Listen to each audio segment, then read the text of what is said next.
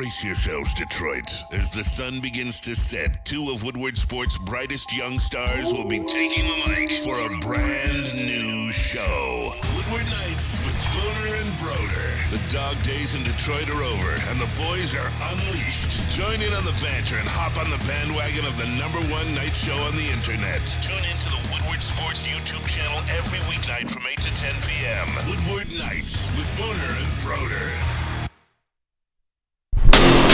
Yeah, baby, we are back. It is the Woodward Sports Network. It is Woodward Nights with the one and only Booner and Broder. Appreciate you guys all locking in with us. It's a beautiful Monday night. It's not Victory Monday, but actually, it is Victory Monday because we're still celebrating last week. Oh, yeah. It's a carryover today, fellas. 2 weeks of dubs. We just need to experience it for 2 whole weeks. It's the first time in a long time where the Detroit Lions did not lose to the bye week. Love that. I saw a couple people making that comment on Twitter. I thought it was one of the funnier things I've seen in a little while. I'd argue we won the bye week this year. I think they won by a lot. When you think about getting players back and healthy, like that's a W for the Lions. Dominated the bye W. Week. It is. Hey, we appreciate you guys though locking in. Make sure you guys hit that like button if you have not already. Real quick as well, share the stream with some people. Please. Text it over to some friends, put it on social media, all of that. Let the people know about Woodward Nights. We consider you guys part of our family here. Mike Hilton, Lorena, Colton's Cardboard, LFG, Andrew Jones, Steve Lehman. I mean, these are people who are in here Andrew Jones, every single show. Appreciate you guys. Appreciate you guys a ton. Just tell them the Abbott and Costello show is on live from 8 to 10. Who's on first? I know that might be a little before some of your time. Way before me. Broder's 40. But Who's on First is one of the most classic comic skits, but it is old school. Also, Mike Hilton, we're thinking about you. Hope your brother's doing all right. Yes, Mike. You're 40 years old, though. Confirmed fact. I've never even heard of that shit. I have.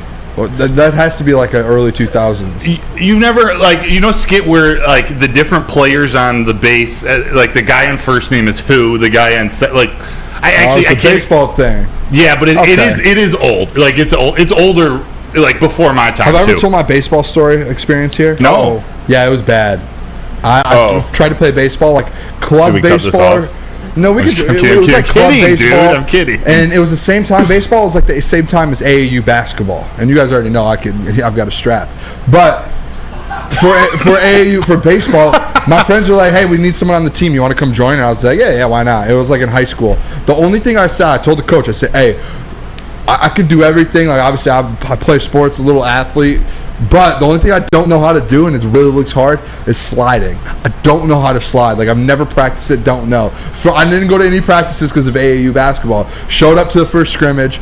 My at-bat comes up. Get a double. Bang. Yep, double boon. Get on second base. Remember, I told my coach, double boon. No matter what, don't send me home. Don't put me in a situation to slide. Next batter home is crazy. Bro. Next batter, boom, hits a bomb to the outfield. I'm running. Coach is like, go home. I'm like, all right, cool. It's an easy play at home. And then all I hear is, just slide down. And I'm like, oh God, I slid, and I swear to God, I slid because I thought when you slide, you fly like a a water pool, like a pool slide or whatever. Yeah. What are those things called? A slip and slide. I thought it was like a slip and slide. I slid probably 15 feet before the bag, home plate, and I looked down, and I'm from me to Broder away from home plate, and I was like, and they just tagged me, and I was like, I never showed up again. Sliding is not what the fuck? It's you got to practice it. It's not just your body just naturally goes into the. It's a thing. I was like, I never practiced it. Just off the top of your head, if someone's go slide now. Bet you 80% of people wouldn't be able to do it, and I tried to do it live action, and I just never showed back up to the team. Won the championship. I got a trophy. That was the only day I showed up. Booner, that's straight out of a movie. It's crazy. Yeah, I should. I'm telling you, half of my life I could probably make a good movie out of it. It'll be a thumbnail later in the week. Yeah. All right, hey, we've got a packed show for you guys, though. I know we had a bye week yesterday, so nothing with the Lions, but there was a lot of NFL things that happened, and we actually do have some really good segments, I think, to talk about with the Detroit Lions coming off of the bye. 8:15, Dan Campbell had a press conference today. Obviously, we have our Detroit Lions beat reporter, so he was locked into that, and we do have one clip from it as well. A few updates on the injury report. Some guys will probably be back this Sunday. We're going to talk about that at 8:15. 8:30. If you guys watched the heavyweights, you saw me and Easy go at it a little bit. in regards to the Lions getting to the NFC Championship game. So that is the 8:30 segment. We're going to talk a little bit around the NFC. What do the top seeds look like on Sunday and yesterday, and kind of where are the Lions at with that? I actually had a conversation with Easy after the show. So you guys make sure to turn at 8:30. I'll tell you what Easy said, because it actually is pretty shocking news. 8:45, Dan Campbell, Coach of the Year. Is it still a lock? That's the question we're going to talk about. Morning Show talked about that a little bit as well. 9 o'clock, we're going to go over the duo. David Montgomery is going to be back probably. Oh, yeah. And Jahmyr Gibbs, what is that going to look like with those two guys, the way Jahmyr Gibbs? We're going to talk about that at 9. 9:15, Broder, Overreaction Monday. As always, around the NFL, I have some crazy ones. I have some good ones, too. I think mine are going to shock some people at 9. I like that. 15. I like shocking overreactions. I like my first one. They were so bad, I had to reach out to some people and be like, this isn't too crazy, is it? Because okay. Sometimes it's like, hey, you don't want to really embarrass yourself. 9:30 though, Red Wings. I was in attendance versus the Bruins. Probably the best hockey game I've ever been to. Best Red Wing game. It was unbelievable. That game. I don't know if anyone was there. 9:40. Little Michigan football update. Some things have came out. We haven't been able to even put it in Slack because things have literally come out during the heavyweight show. And then 9:50 mailbag, Broder. Let's go, baby. Packed show. A lot of people in the chat here. By the way, when you slid, did you get a strawberry anywhere? No. Do you know what that is? Yeah, like a welt. Yeah. Sorry, Lorena asked me to ask that to you. It's you haven't truly made it in baseball until you've had a strawberry. Those are terrible, bro. It's the worst. I only It's the played absolute baseball worst. for like an hour, though. Yeah. In my life, but you got one. Which I'm pretty good. I can play catch really well. Yeah, you're coordinated. You're I good. can hit. You're good at. You're the type of athlete that's coordinated. You could play baseball. And you couldn't hit me, but you could play baseball. Well, I could hit you. But I could hit off of you. I don't know about that either. I think we could do it. What'd you max out at, Broder? What was that? What'd you max out at? 85 probably. No, I was consistently like 86, 88, but I hit 91 a couple times. 100 ever? No, dude. Jeez. That's like otherworldly. Broder be in the league if he hit 90 or 100. He wouldn't be Woodward Knights if that was the case. I was just trying to wanted to check. That was all. I'd be calling in as a guest, right, from the Tigers. Damn it. All right. Speaking Oh, of, shout out Tigers. We're gonna AJ see. Hinch. Are we gonna? Yeah. Are we getting a new manager? Are we I gonna don't make think a that's move? gonna happen. I think he Are might. we hype about Mark Canna? I think he's Javier just. Baez opted in. Oh my Guys, I Wonder Rodriguez opted out. Disgusting. Dude, we're killing you, Booner. Too much at once. Everyone relax.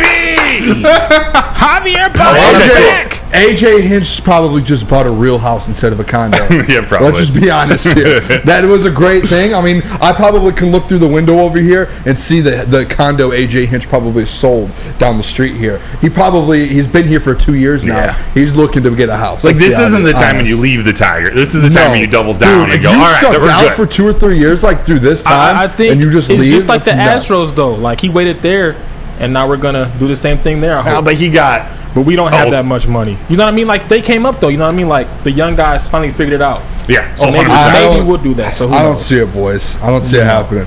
He's locked in. You know. Long term. He's probably just bought a house. That was a crazy report when I saw that come through. Yeah, right. Monday Night Football, though, right about to get they're going to get started right here. They're doing the national anthem. Chargers at the New York Jets. Chargers, this is actually a good thing for the Lions fans, is the Detroit Lions play the Chargers in 6 days. So the Lions had this whole bye week to prepare for the Chargers, get rest, all of that, and the Chargers are playing now. They have the short week out of the Lions, so that's a huge advantage for the Lions. I believe the Chargers are a 3-point favorite. Let's go around the room and get our picks real quick. Nick, we'll start with you. Who do you have winning the game tonight? Give me the Chargers. Jets have been hanging around a lot of games, and the Chargers usually mess up these type of games, but I like the Chargers tonight. Jaylen, what do you like? Jets. Jets. Wow. Jets. Justin Herbert can't be trusted. I'm going with the Jets. Wow. It's facts. We're in New York, right? Yeah. Yeah, I'm going Well, Jets, we're too. in Birmingham. I'm They're in going New York. Jets. Yeah, but you know what I'm saying. Yeah. Like, I'm going Jets, too. Jets. Okay, I'm going to go with the Chargers. Okay. I took the Chargers tonight, actually. 2v2, huh? The 2v2. This is my first time picking. I'm not It here is. on Friday. What are so our records from Friday? Records for Friday. Everyone but you went 6-3. You went 5-4, Booner. Oh, Booner, So what are Nick we gained. doing? You're still in second place. Nick gained a game. Booner, you have a 42-32 record in second place. Nick's 41-33 in third place. And the TD booth. This is actually your first pick, the Jets. The TD booth is 39-35. who is doing this to me? 39 and 35. Lucas Platty, and Parker. Oh my God, Lucas knows ball too well for this. Lucas went like 1-7. Yeah, he had a tough week, and he doesn't know ball. 2 weeks ago. What are you going to do? NFL, it's a funny game. The ball nowhere. So Chargers, you went 2 Chargers and 2 Jets. I like it. Yeah, did you guys see too? I don't know if you saw, Broder. There was a video of Aaron Rodgers showing up to MetLife today. No crutches. I didn't see the video, Straight but just walking. 55-yard gun. That's insane, too. dude. He's out there throwing passes. I think he ends up coming back tonight. that's insane, Or man. not tonight. I'm sorry. This year. This year, yeah, before the end of the year. If they go to the playoffs, which they're right now 4-3, still have a chance to make it. If they make the playoffs, if the last couple of games leading into the playoffs, Zach Wilson's playing really, really well, like their offense looks good, do you still make that move? For Put Aaron Rodgers' place. You put yeah, he's You one of the do, greatest right? ever. But, like- yeah, 100%. As long as he's feels like he's healthy. Yeah, but you don't worry You about don't- ruining the rhythm. No, not with Aaron Rodgers. Because what are you going to do? You're not going to go win a Super Bowl with Zach Wilson. Well, if he Even if he's playing well, there's no way. okay, just posing it, just throwing it out there. Overreaction Monday. That's good. That laugh, man. All right, next thing here, real quick, around the NFL a little bit. Josh Dobbs, does that worry you at all, Broder? No, That situation? no. Although not over a long stretch, and I think 9 games is a long enough stretch. I worry about with one game. He's got the mojo to come in and. He did it last night. He didn't take one practice snap with them and went and let him. You worry about that underdog mentality. He's a good leader. He's a smart kid. But long term, no, I'm not worried about them. Yeah, and CJ Stroud, and I Worried about him long term. I am. I don't know if I want to bring him up yet because he is one of my overreactions. Yeah, let's say he'll be in later in he the is episode. in my overreaction Monday Cool. for sure. I have Moving on something from that. huge about him. I think But that was crazy, man. That he has that. Shout out to everyone, which Lucas did kind of come out and say like that was on me, but everyone at Woodward was like, CJ Stroud's going to be a dog, and the only person was like, Lucas was like, there's no way. I wasn't He a big doesn't have CJ that. Stroud. I don't think I was against him, but I wasn't a big CJ Stroud. He's blowing me away. Like he's really good. He is. He's good. Let's save that because I have a huge overreaction Save for him. it. You had a graphic. Let's go down to that real quick. Yeah. So You had a Lions, funny graphic. Lions offensive line. They enjoy having babies. There was a picture. Frank Ragnow's wife took a picture this weekend, and I tweeted out. I think it was a pretty funny caption. People seem to like it, but I got a comment on Twitter that I thought was hilarious. Jaylen, if you could throw up that graphic of the offensive line, you can see there. I said, okay, I called them the Lions Legion of Womb. But then you zoom in, Bryce Olsen _Olsen 10 goes, and now we know why Big V's back is always hurt. He's carrying 3 kids. Everyone's got one. They all have 1 kid? Yeah, they all got Yeah, one. they do. He's carrying 3. I'm like, dude, you need to take care of your back. I thought that was a funny comment. Did you put the little laugh emoji there? I did. Look at you. Yeah. Man. I'm working on my Canvas skills. I love it. No, that was a great canvas. I love it. Great job. It's like, do I send 3 different graphics to Jaylen, or I just Want to make work one? social with us? Nope. Okay. Broder, you've said the Legion of Womb a few times on this show, but it was the first time you put it out there publicly Yes. in a tweet, and I'm glad that the tweet did well for you because the Beautiful Legion of tweet, Womb too. was awesome, and it's so funny just to see all the whole linemen and Anzalone in there. It with was the kids, perfect but, picture yeah, to put it into motion. I saw it on Instagram. I was like, dude. everything lined up for I you. gotta at least When I try. saw that on Saturday or Sunday, I was like, this is great. The first couple Unreal. someone said in one of the first couple comments like you should be arrested for the. It was kind of as a joke, but I was like, wait, is there something? This isn't taken wrong. Like it's just a joke, right? Like there's nothing I that could don't be. know. I'm Okay, not- That's not canceled. Oh, Yeah, yeah, whatever. I'm not really like smart enough to think of that deep, but Yeah. I don't know. I don't think so. Fair, good. I probably would have tweeted it too. Yeah, good. Hey, thank you. That was a great tweet. Appreciate it. I think I gave you a retweet there Let him cook. Come on. with Woodward's main. Hell No, yeah. I'm just kidding. I didn't. I gotcha.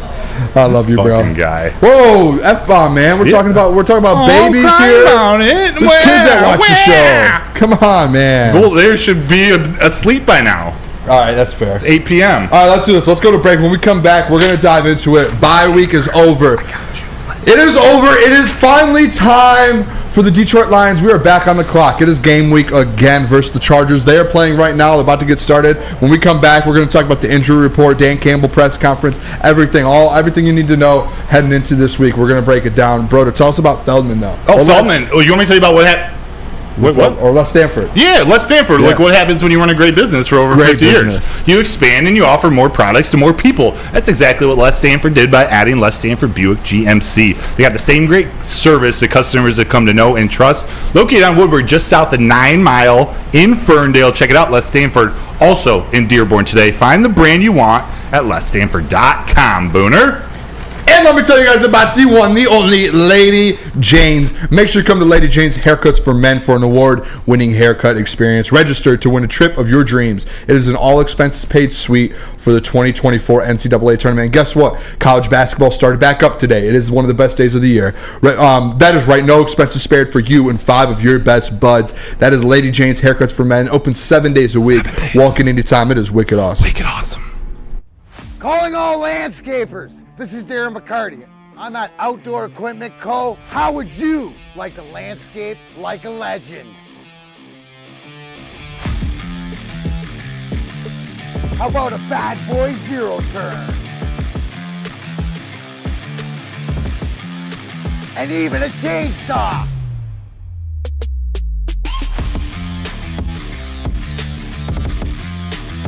And even a weed whipper. Whether you landscape for your job or landscape for fun, get all your equipment from Outdoor Equip Co., the official equipment provider of Woodward Sports. Michigan grown, family owned. OutdoorEquipCo.com. Now, coming to Woodward Sports, Woodward and Main Street, the Woodward Sports Network Detroit Lions show. Catch Gabrielle D. Phillips, Matt Broder, and Terry Foster for all the latest news on your Detroit Lions every week. Only on the Woodward Sports Network YouTube channel and woodwardsports.com. Your home is your most important asset. Flexibility in the sales process is key. When you work with Mark White & Associates, you can cancel at any time, for any reason, without penalty. Speaking of flexibility, check this out. Who you work with matters. Hire the best broker in the game.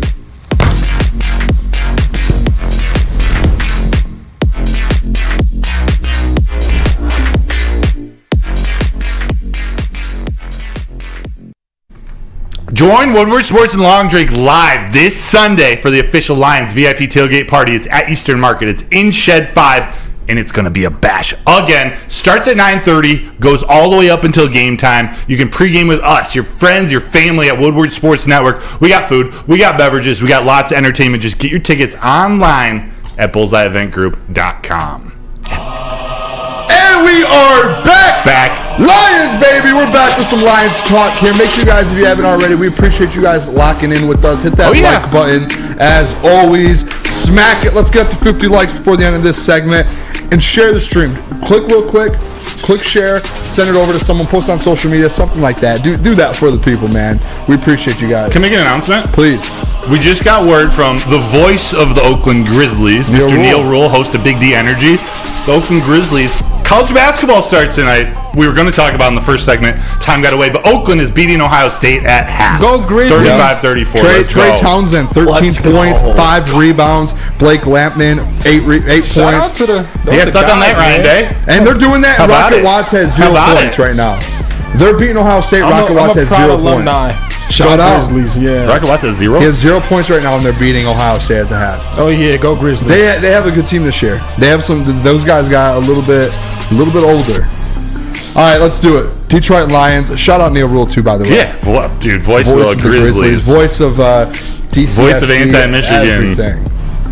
Yeah, the golden voice. Yeah, the golden voice, Neil Rule. All right, Detroit Lions injury, though. Dan Campbell came out, spoke a little bit about the injury report. Obviously, there's 3 guys I think everyone's focused on. Frank Ragnow, Jonah Jackson, and David Montgomery. I think that was the biggest thing all of us going into the bye week. Where like the bye week kind of helps them get back into things and get healthy. It seems like that is what happened. Dan Campbell, he did come out during the press conference, and we do have the video here for you guys talking about them and about how they kind of took it a little easy today, but they should be ready to go tomorrow with pads. So here's Dan Campbell on those 3 guys. All 3 of those guys moved around today. They were out there. You know, today was really more priming the pump, get them ready for tomorrow. But we did some individual, some group, did a special team segment. And they were all involved, you know, all 3 of those guys. so. We'll see tomorrow and we pad them up. But, they've been trending the right way now for a while. So certainly hopeful, All right, there's Dan Campbell talking about the injuries with David Montgomery, Jonah, and Frank Ragnow. And you guys heard it there. He kind of spoke, Broder, about today was a little light for them. Didn't really do much today. But tomorrow, hopefully those three guys are back padded up. Our next segment, I believe, actually, in 2 segments, we're going to talk a little bit about David Montgomery and Jahmyr Gibbs. Yeah. So that is like... I think that's the biggest thing is you had this Ravens game and you were missing a lot of guys. Yeah. You were missing some pieces. And I think that right there, being able to hear that, and everyone talked about it last week, how this bye week was so important to this team because 3-4 weeks ago, we had the Detroit Lions had the biggest injury report, it felt like, in the NFL. And it started slimming down a little bit, but the guys that it slimmed down to, those were some of the most important guys on this football team. Yeah, no, Two of the starting offensive linemen and your starting running back.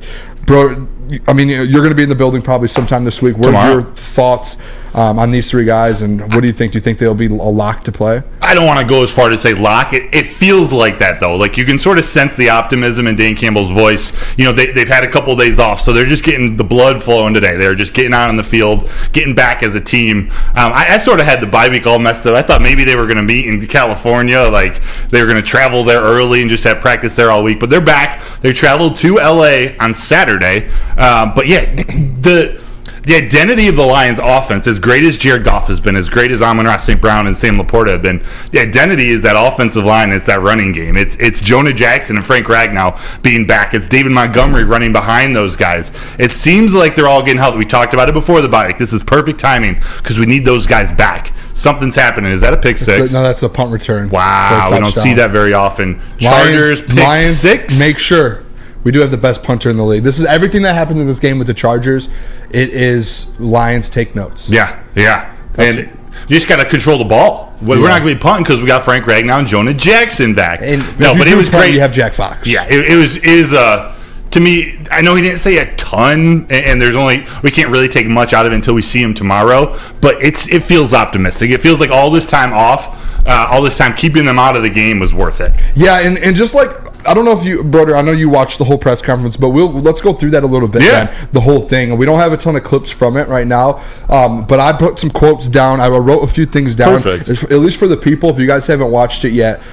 I thought it was a great press conference coming off a bye from Dan Campbell. Yeah. There was a lot of things that it seemed like he took the time during this bye week, and he broke a ton of things down, and he was like, all right, if we want to go make a run, these are the things we have to do. And there were some questions that were asked, Broder, and it didn't even seem like he answered the questions, but it seemed like he went into the press conference and was like, I know what I'm going to say. I know what I saw in this bye week. And the biggest quote here to me was basically he said, by December, we need to be playing our best football collectively. Offense, defense, special teams, all of that. And he went into a rant about that. And it wasn't like they asked him a crazy question that made him say that. It felt like it was something that he went into the bye week. He was probably sitting at home drinking a couple, no free ads, but some beers. I was going to say the beer that he always drinks. But Coors Light. Oh, nice. At least I see it in his photos. Oh, the Blue Mountains. Yeah, I see it in his photos all the time. Shout out, you know what? I started watching again yesterday. Blue Mountain State. Is it a good show? Dude, one of the best of all time. What's it on?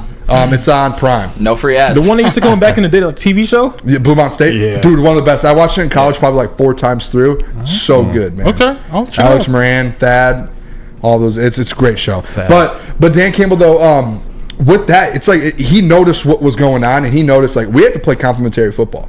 You have to, and they haven't done that all year, and you're still 6-2. So if you start doing that in all 3 phases of the game, you're at your best. Because it's one game the defense is great, but the offense and special teams isn't. The next game the offense is great, but and the special teams is, but the defense isn't. It's on and off, and it seems like he realized that in the bye week. And he came out, and that was the biggest quote I took out of this. Yeah, and it's a smart strategy, a smart thought. You want to be playing your best ball as you get into your most important games. You want to use the season. Obviously, you want to win as many games as you can and find your identity, find your rhythm on offense and defense. But going into the playoffs, which is what we hope, what we expect, you want to be playing your best ball, and that's in December. That's when you hope everyone's coming back healthy. You hope there aren't any major injuries. You want to go into your prime stretch ready to roll. Yeah, and he probably went back and watched every single game from the season this bye week, and he probably noticed, okay, if we literally just put this together, we might be able to, we could be one of the best teams in football. Definitely. If not the best. Definitely. They It definitely felt like that. Could be one of the most well-rounded teams. And he talked about Kohloff Raymond. Like, he's like inches away. Like, we got to get Kohloff Yes. going. Like, one extra block, one extra cut, this or that. He could have taken one to the house.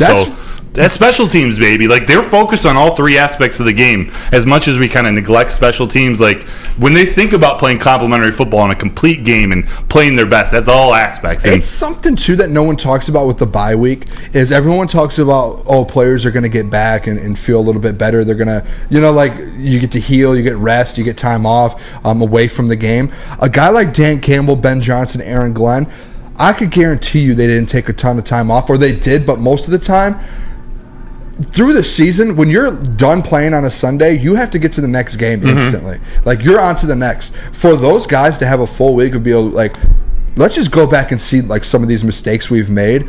And if you can, like, this team's at that point to where if you just turn some of those mistakes, they had the time to do that. They haven't been able to do that the last 6 weeks or 8 weeks or whatever 100%. Now they had a whole week to where they, like, all of their focus is on breaking down what this team did the first 8 weeks. I think that's going to be a huge thing. I truly do, because all three of those guys have already shown what they can do in kind of game planning and stuff. And while I agree that was likely their bye week strategy to hit the film, like almost get right back into work. Maybe they took a day off, but I can guarantee, and I don't know this for sure, but I can guarantee they sent all the players home, like, guys, don't even think about football. Go home, relax, have fun with your families, do whatever you got to do to just get out and reset. So when we come back, the final stretch of the season is coming.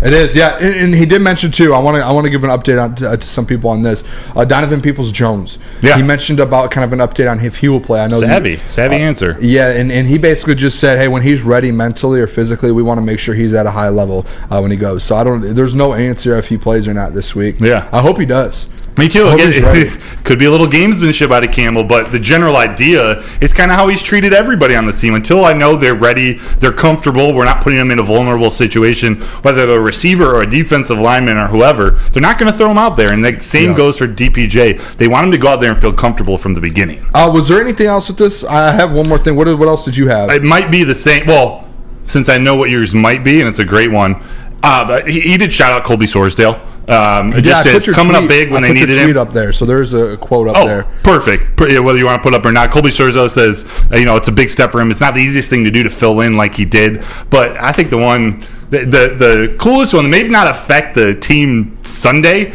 but your boy Trevor Nowaski out of Saginaw Valley State. Is that where you were going? No, it wasn't. It wasn't. But shout out to Trevor. Yeah. So we were speculating. I think it might have been off air. I don't think we even talked about it on air last week when they elevated Trevor Nowaski or signed him from the practice squad to the 53-man. Like, I wonder what's happening. It must be David Montgomery's getting healthy, so they're moving Ozigbo to the prep. But apparently, someone was trying to poach. Another team was trying to sign Trevor Nowaski off the practice squad, and they were like, "He's too valuable. We see a future for him long term." And they were like, "We're not going to let you have him." And boom. He said in the press conference, he was like, "That linebacker room, we have 7 dudes." Yeah, and like a guy like Trevor, who's a young player, like develop. He showed so much in the preseason, like whether it was special teams or even like the fourth quarter, great special when he was teams. in as a linebacker, like he was almost like I remember texting you after some preseason games, like on ESPN, it was like it shows that he led the team in tackles, and then the official he was like a one short. But as a guy like that coming out of a D2 at Saginaw Valley, it's like, if you're at 2 of your preseason games or almost leading the team in tackles, and you're only playing on special teams and in the fourth quarter, that shows you have that talent. Yeah. So that's why I think, too, a thing with, like, Rodrigo, it shows, like, Rodrigo had 86 tackles last year. Mm-hmm. And he's a special teams guy. Yeah. That shows how deep that room is right now. And they didn't just flop Rodrigo for Nowaski. They sent a running back down there. Yeah. He was a great athlete at San Diego, at Saginaw Valley State. He's a little smaller than Jack Campbell, a little bigger than Malcolm Rodriguez. I don't know. Yeah, I liked watching him in the preseason. He's athletic too. He can move. So I like Trevor. Shout out to Trevor. Trevor. All right, we're gonna go to break. I'm gonna do a quick double break here. I'm gonna do a pregame and big boy. But when we come back at 8:30 here, we're gonna go talk about the NFC a little bit. This conversation I had with Easy and what happened in the NFC at the top of the NFC this last week. make the bet. You guys all heard that. He would not bet me that the Detroit Lions will go to the NFC Championship game. So we're going to break that down a little bit. I want to get Broder's thought on that. But first, I'm going to tell you guys about the Woodward Sports Lions pregame show with the one, the only Hollywood Jeff Iafrate. Sundays, 9:30 to 11:30 a.m. I believe it will be back this week, but I believe the game's actually at like a 4 o'clock game, because it's on the West Coast. So by tomorrow, I will have a time for you guys. That is hosted by Jeff Iafrate. I will be on the desk with him as well, Lucas in the TD booth and Gentry in the sound booth. For all of your guys' breakdown for the game, make sure you guys tune in on the Woodward Sports YouTube channel. Yeah, baby. A couple hours before the game. And then, while you're watching the pregame show, go to Big Boy and grab a burger. Burgers and chicken sandwiches, they are taking over. The best cheeseburger, or you could try the new pretzel bacon cheeseburger. And if you want some chicken, try the Dolly chicken sandwich or turn up the heat with the Bob's Hot Chicken Sandwich. And then when you get some fries, upgrade those babies. Chili cheese fries, loaded baked potato fries. And then, boys, And then, at the end, dessert, the chocolate peanut butter thunder cake, or satisfy that sweet tooth with the funnel cake fries over at Big Boy. Woodward Sports own Tom Mazaway and Sam Stick Day will be hosting our Lions postgame show after every Lions game all season long. Tune into the Woodward Sports YouTube channel for his hot off the press takes, game analysis, and Kool-Aid sipping celebrations. You won't want to miss it. Join Maz, Stick, and special guests each week immediately following every Lions game, exclusively on the WSN YouTube channel.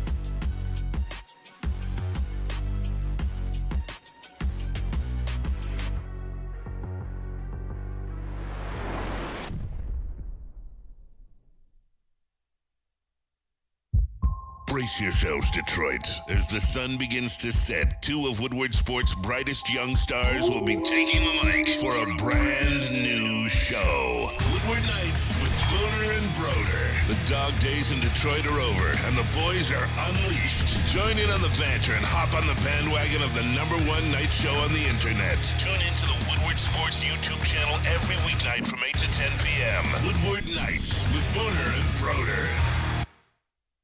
5 Iron Golf, downtown's newest sports bar. They got 13 TrackMan simulators, certified instructors, and a full bar and restaurant. You have a chance to compete nationwide to win a trip to the Dominican Republic. Just bring a foursome or sign up as an individual and be placed on a team. Do that at 5irongolf.com and use code Woodward10 Woodward for 30% Woodward off the league. Again, 5irongolf.com to sign up. Let's do it. All right, we are back. It is the Woodward Sports Network. Yeah, it is. Woodward Nights with Booner and Broder. Appreciate you, every single one of you guys tuning in right now. Just a big family. We love the chat. We love all the listeners. Make sure you guys hit that like button and then share the stream. Look at Broder with that beautiful helmet over there. We're talking about that tonight too. 940. A lot of things have come out from it. I'm excited to actually talk about that. Me too. Maybe we'll do that a little earlier than 9:40. We'll see. I'm pumped. All right, let's talk about it, Broder. I got in an agreement or disagreement with Easy a little bit, and what happened too. Okay, I'm gonna break it down for you. You were watching. I got into texting battle with him today because Easy, it felt like for a while there's some people who are like the Detroit Lions have no chance. 0.0% chance of going to the NFC Championship, competing to go to the Super Bowl. That's just what it's felt like from a handful of people. And to me, that's kind of like, all right, what are we doing here then? Like, what are you doing for the whole, like, if you have a team that can contend, that's 6-2, what are we talking about saying up here on the desk if you don't think that they can go compete for a Super Bowl? Do you know what do you see where I'm coming from there? And that's where it is. Like, that felt like, it feels like a SOL type of crowd. There's people in this same time slot, a competitor of ours, just down the road, that their nighttime slot talks all the time about SOL and how the Detroit Lions can't go win this, we'll never go do this, and that, to me, it's like, I don't want to be that. Like, I want to be that crowd where it's like, all these other teams in the NFL that have fan bases and people that are talking about them that are consistently good, like why do those fan bases have that confidence? That's where I'm like, okay, we should have this confidence. Yeah. This isn't a football team that's 6-2 like the Vikings last year, who everyone knew they were frauds. They went on a 4-game win streak and beat every team by 20 plus. Like it wasn't a one possession game like the Vikings last year. So that's where I'm at with this, where I was like, what are we talking about here that the Detroit Lions can't go contend? Like, you look at Patriots fans for 20 years. You go look at 49ers fans now, even though they haven't won a Super Bowl since the 90s. Every year, they're like, we can do this. Why can't we have that? Like, why is it crazy for people to have that thought about Detroit Lions right now? Like, it's not. It's not, exactly. And there's some people who, and that was the thing with Easy, and what Easy didn't realize, which in the back, or it wasn't even in the back, he was still sitting in this chair. As soon as the stream went down, I explained to him, do you understand, like, they don't need the 1 seed. If you get the 2 seed, you still play 2 games at home. You still have 2 home games at Ford Field. You still have the advantage to go to the NFC Championship game. No matter who you end up playing, whether it's the 49ers, Seahawks, or Cowboys, they still have to come to Ford Field, and they have to have that crowd against them. That's right. And that's one of the tougher places to play that we know of. And I'm sure the Seahawks, even though they beat us earlier, I'm sure they don't want to come back. So that's where I'm at with it. It's, hey, if you get a 2 seed, you're still good. And I'm gonna say this as well. I'm gonna put a Booner guarantee on this. Oh, here it comes. Da-da-da-da-da. A Booner guarantee. Thank you, Nick. If the Detroit Lions get a 1 or 2 seed in the NFC this year, they will be playing in the NFC Championship.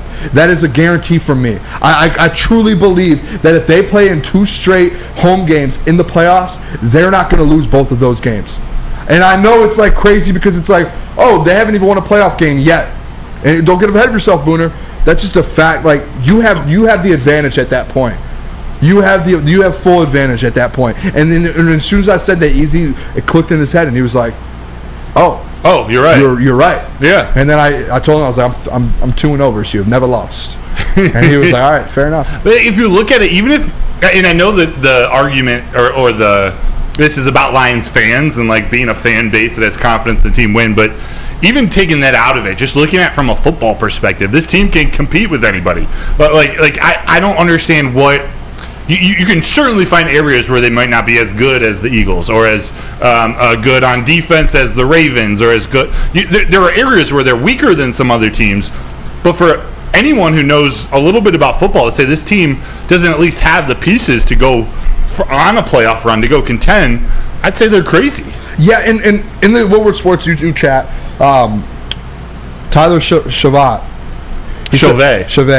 He said, what have we done versus good teams, though, to make you think we are legit contenders? Listen, I'm not saying they're going to go win the Super Bowl. We beat one of them. We beat the defending Super Bowl champion. 100%. To start. Continue. But I'm not sitting up here saying they're going to go win a Super Bowl. Like, that's the guarantee. What I'm saying, though, is when you have 2 games at home and you're potentially going to play the first one versus the Vikings, Falcons, Bucks, one of those teams, listen, you already beat the Falcons by 14 points. Mm-hmm. You already dominated the Bucks by another 14 points. Mm-hmm. You've beat the Chiefs. You went up versus the Seahawks. Just looking at the schedule, you lost the game to the Seahawks by a coin toss. Mm-hmm. If your offense gets the ball the way that both offenses were playing, whoever just won the coin toss wins that game. So you lost by coin toss. These teams that you're going to get in round 1, round 2, and I get it's the playoffs, you've already played some of these teams. So this whole, if you haven't beat contenders or over 500 teams, some of these teams you've played are going to be wild card teams in your conference. You're going to match up with some of these guys. Same thing with the Seahawks. It was a coin flip away from beating them. And it's not crazy. This team, this coaching staff has proved they're able to learn from their mistakes, and that's part of why I'm buying in more than ever this season. That Seahawks game was tough, and whether you want to say it was a coin flip or, I mean, to me, it's just a lot. You lost the game to a good team, but Aaron Glenn did not have his best coach game from that. He's been with outside of the Baltimore Ravens game, he's been great since that moment. And we just saw Seattle get absolutely destroyed by the Ravens. Yes. The Ravens are that good. And I don't mean to weasel around and make an excuse, but I think they're learning from their mistakes against some of the better teams. I think they learned from some of their mistakes against the Chiefs, too. Even in that win, they didn't play perfect football, but but they managed to escape out there, and they can take the good and the bad from that game. And yes, there was no Chris Jones, there was no Travis Kelce, but it's still a difficult place to play and still an experience. It was the first game on national TV. The old Lions would have blown that one. Oh, 100%. Without a doubt. A lot of those games, like, there's so many situations, like the Ravens situation, when you lose by 30 points, the old Lions would come back and drop the ball the next game.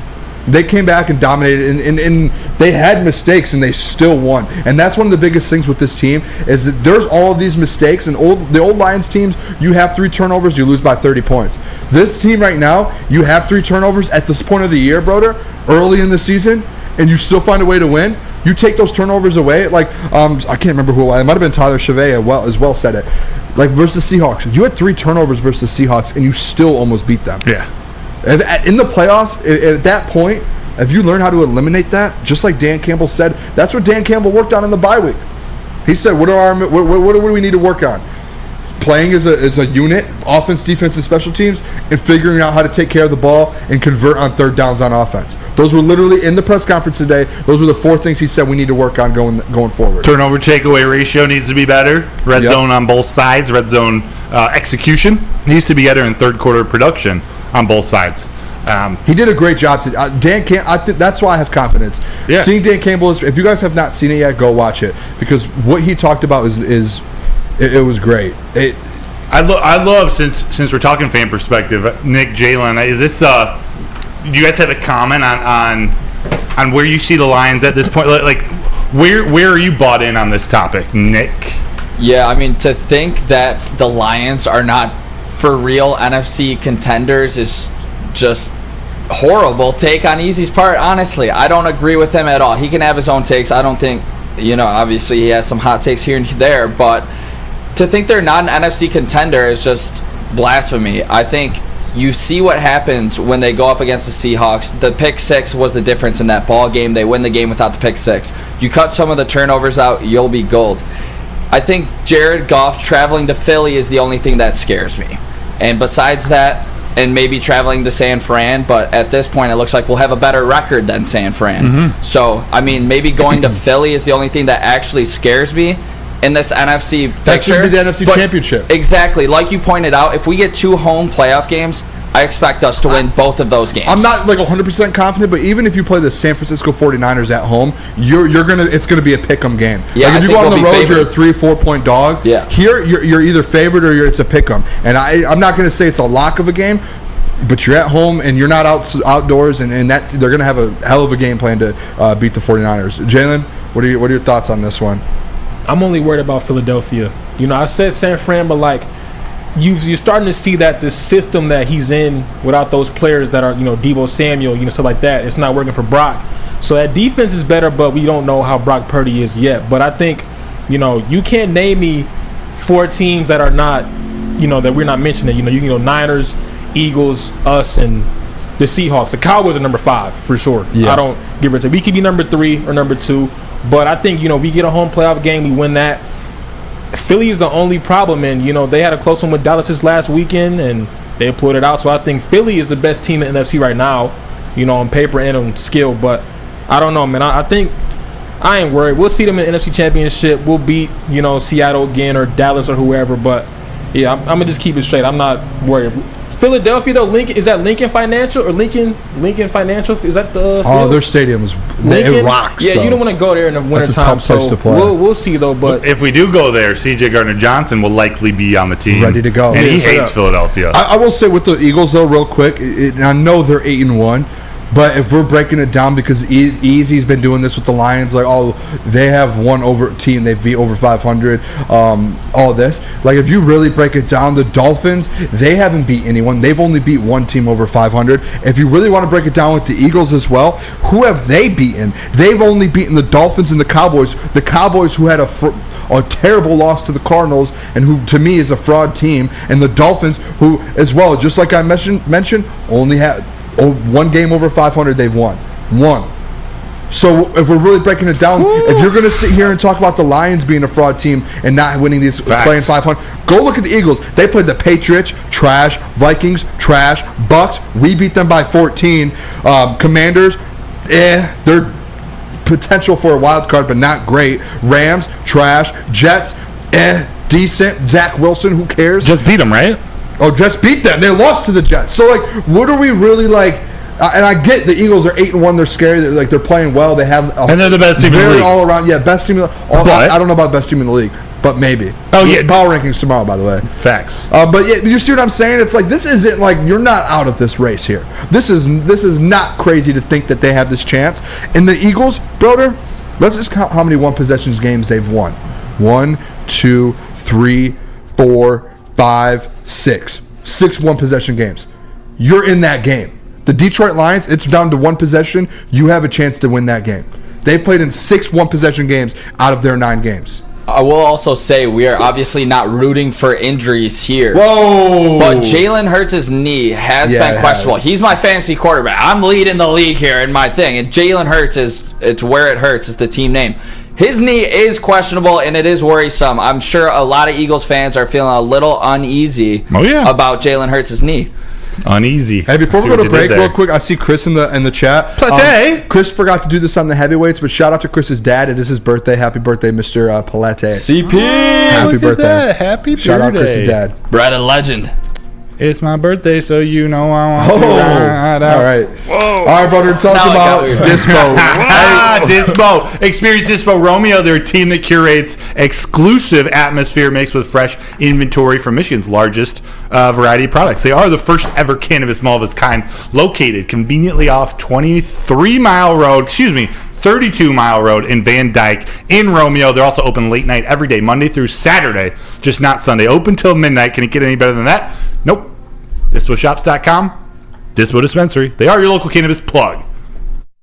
Gabby is a college student struggling to study for her big exam. Then she discovered Syntron, a healthy way for her to stay awake and focus. Jennifer frequently has chaotic days like this until she gets online, orders some Syntron, and finds her groove. April visited her local grocery store, purchased a case of Syntron, and entered to win the Syntron 100K Vegas giveaway. Pick up your case of Syntron today at any Meijer location or visit drinksyntron.com/Vegas and enter for the 100K Vegas giveaway. Join Woodward Sports' own Jeff Iafrate along with special WSN guests for the most anticipated Lions season in decades. Filled with different surprises and expert analysis. You're not going to want to miss out. Go to our Woodward Sports YouTube channel on Sundays and tune in live from 9:30 to 11:30 a.m.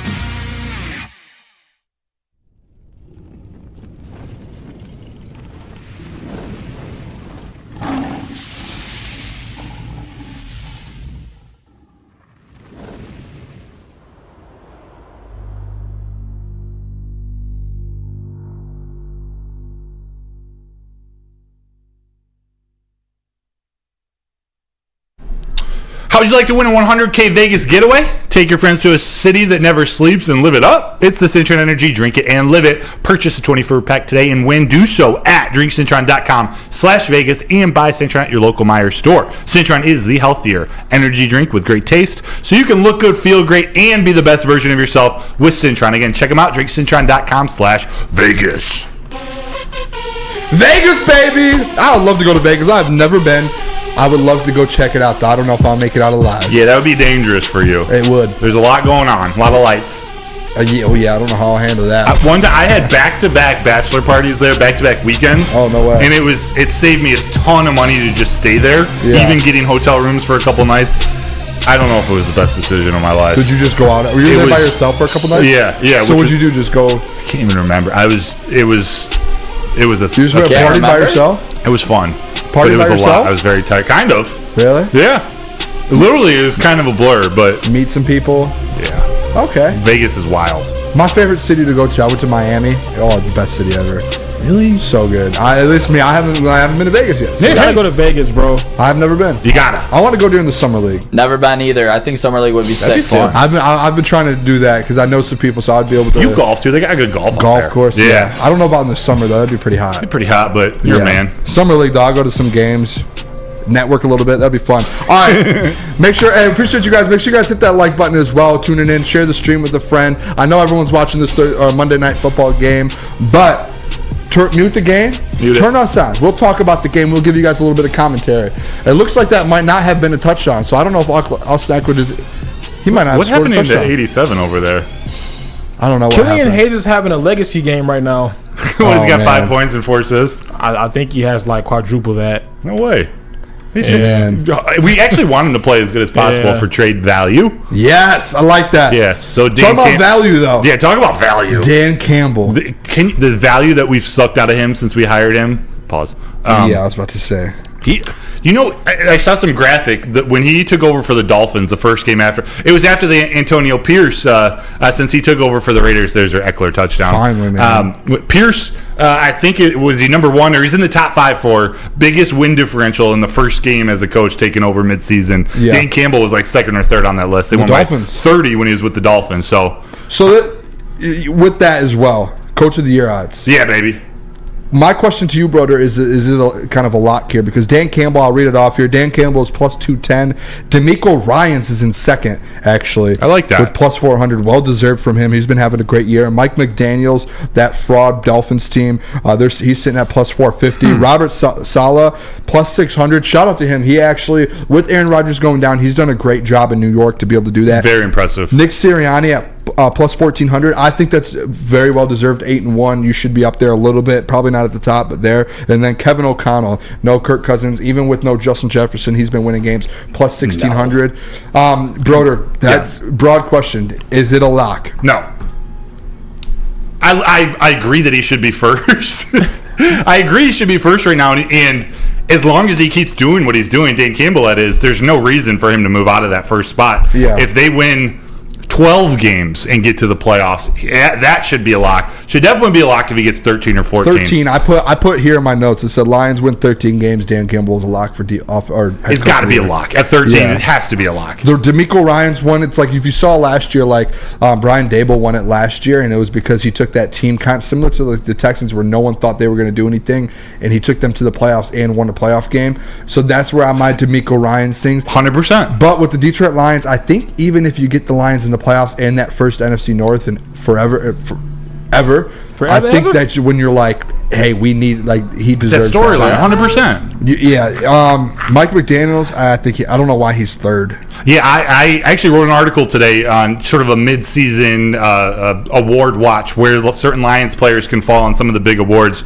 Yeah, I had Mike McDaniels in my honorable mention list, and I saw him up in some of the rankings as top 3. I forget where you read those odds, but for those reasons you said before, they haven't beaten a team over 500. Yeah. They've been exposed a little bit, and I like what he's done, don't get me wrong. I don't know if he should be up there. I didn't hear Mike Tomlin on that list. As ugly as the Steelers have been. Should be. Actually, as ugly as they've been, Tomlin just, what are they, 4-2, 5-3, something? They always get it done, bro. It's I absolutely think that's insane. why he might not be on the list. I think it's the fact that They expect him to be there. yeah, it's just he's just been so consistent. How many straight years? What is it, like 10 plus, 12? He's never never not had a had a 500. sub 500 record. Yeah, and he's been coaching forever. What about, and I know this is the Dan Campbell segment, but like as you were reading it, I was thinking, I've always wondered this because he was the lowest odds before the season, Andy Reid with the Kansas City He's about Chiefs. in the middle right now. Yeah, like Okay, so he's done a pretty damn good coaching job. leads me to my next question. Okay, which I okay. know what you're leading to here. Is my next question is this the last year that Dan Campbell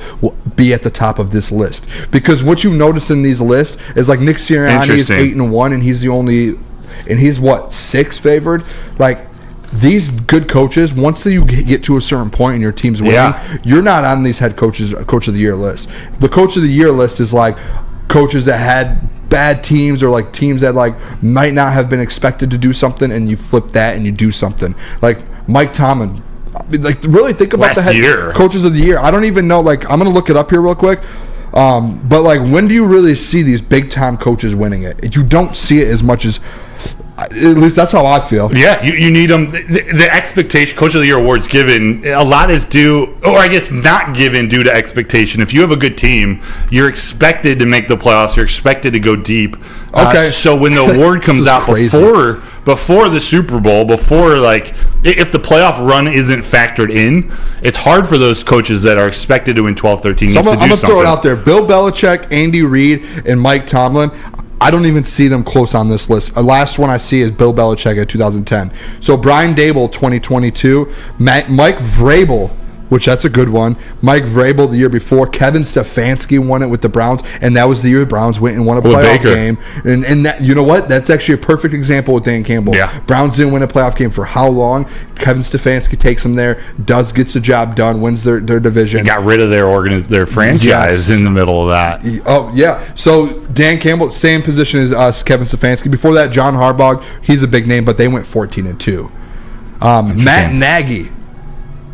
When he was with the Bears? Because they had that year, Trubisky took them to the playoffs. Yeah, Trubisky was a Pro Bowler. 13-4 or something. 14-3 maybe. Disgusting. It's crazy. Wow, that is quite the nuts. beard. DeMeco Ryans is a good pick, though. DeMeco Ryans is my number 2. I actually had John Harbaugh at number 3. And that's one that's teetering on the edge of like the expectations. I just didn't think the Ravens, I didn't expect them to be as good this year. And especially these last couple of weeks. They've been dominant. Yeah, they have. Dominant. And we do have the overreaction Monday, and that's something. Are they in it for you? Okay. The Ravens? Yeah. I believe I had them in it. Okay. It's a question. But yeah, Dan Campbell. There's no reason he shouldn't get it if they keep on this trajectory. They keep doing what they're doing. I think he should win if they make the playoffs, whether that's 11, 12, or 13 wins. 13 wins has got to be a lock. Booner lock guarantee. I don't know if that's a Booner lock guarantee yet. 13? 13 wins. Okay, yeah, sorry. Yeah, 13 I'll do it. I'll do a Broder lock. Do it. Yeah, but don't actually bet on it because of me. Oh, I'll do it. Yeah. Woodward Knights, Booner and Broder a lock. If Dan Campbell and the Detroit Lions have 13 wins this year, Dan Campbell takes home Coach of the Year. Yeah. That is if you have a show one lock ass cheek for and 3 us. toes, I will beat your ass. And he will. Promise that. Now, I do think, though, if they don't, and say Dan Campbell or DeMeco Ryans don't win it, I think it ends up just going to the coach with the biggest record. Yeah, like a Sirianni or John Harbaugh. Like the last time John Harbaugh won it, they were 14-2. And that was, I'm pretty sure that was Lamar's MVP year. So that was kind of like, I think if there's not a storyline behind something, I think that's what they look at. And I think his odds are, I think Lamar Jackson's odds are I think he's first to win MVP again at this very moment. The odds? I think so. Third.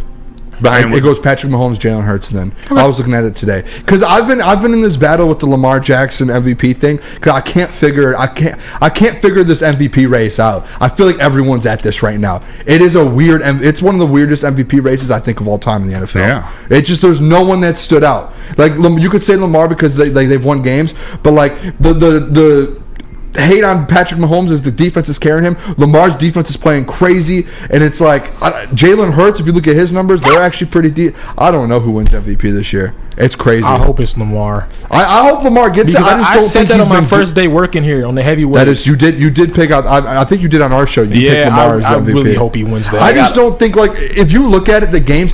Okay, so Lamar has. This is my point with Lamar. He has 1,400 yards right now, right? Yeah. 500 of them are from just the Detroit Lions game.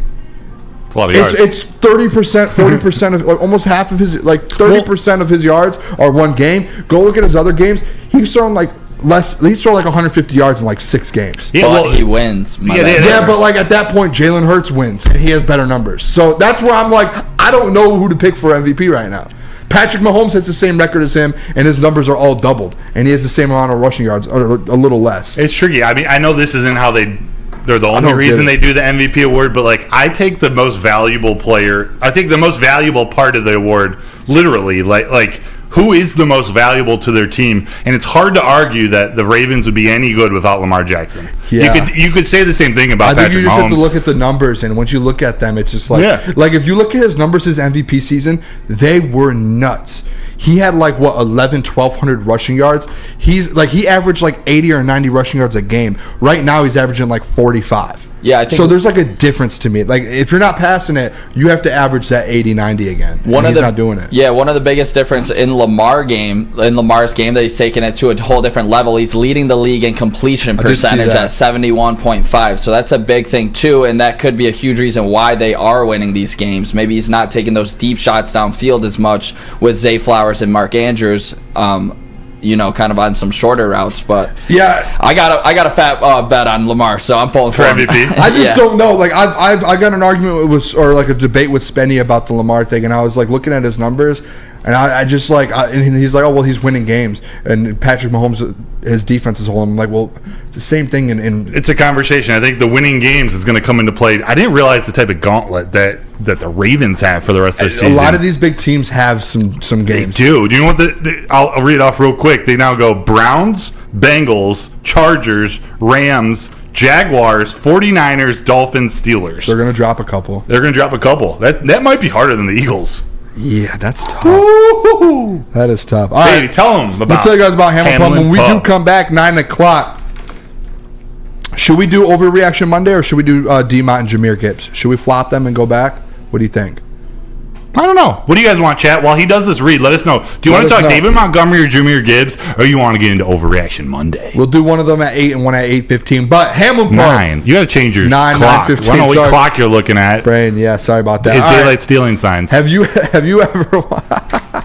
That was great. Have you ever wanted a bar where you are a regular? We have just a place for you. That is Hamlin Pub. Head over to one of Hamlin Pub's 7 locations and experience where everyone is a regular, even myself. Whether you're enjoying half-off pizza on a Thursday or game day specials available during all Michigan sports and NFL games, Hamlin Pub is the place to be for that. Make sure you guys visit a location today and experience your new favorite pub for all things sports.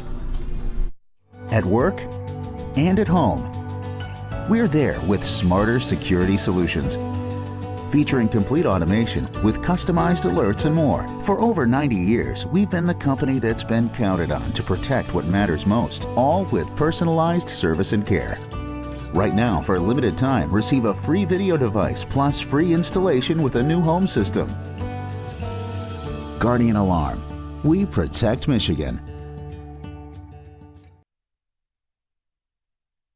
Gabby is a college student struggling to study for her big exam. Then, she discovered Cintron, a healthy way for her to stay awake and focus. Jennifer frequently has chaotic days like this until she gets online, orders some Cintron, and finds her groove. April visited her local grocery store, purchased a case of Cintron, and entered to win the Cintron 100K Vegas giveaway. Pick up your case of Cintron today at any Meijer location or visit drinkcintron.com/Vegas and enter for the 100K Vegas giveaway.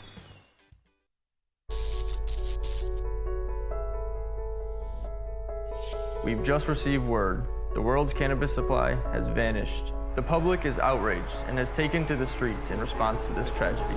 The individual responsible acted alone, and we can only hope they will make things right soon.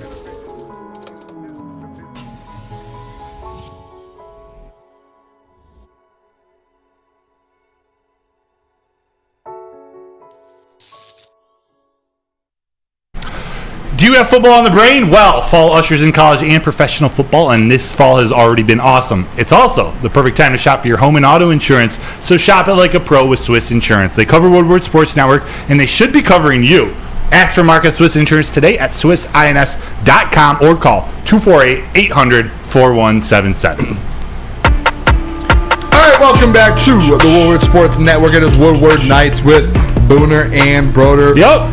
Appreciate you guys all locking in with us. I know this game's going on. Pistons are going on versus the Warriors. I see Steph Curry over there. A lot of things happening on a Monday night here, but we are fighting it, and we appreciate you guys locking in. Make sure you guys hit that like button if you haven't already. Let's just do our showdown here, brother. Okay. Let's just hit the running back duo, David Montgomery, Jahmyr Gibbs.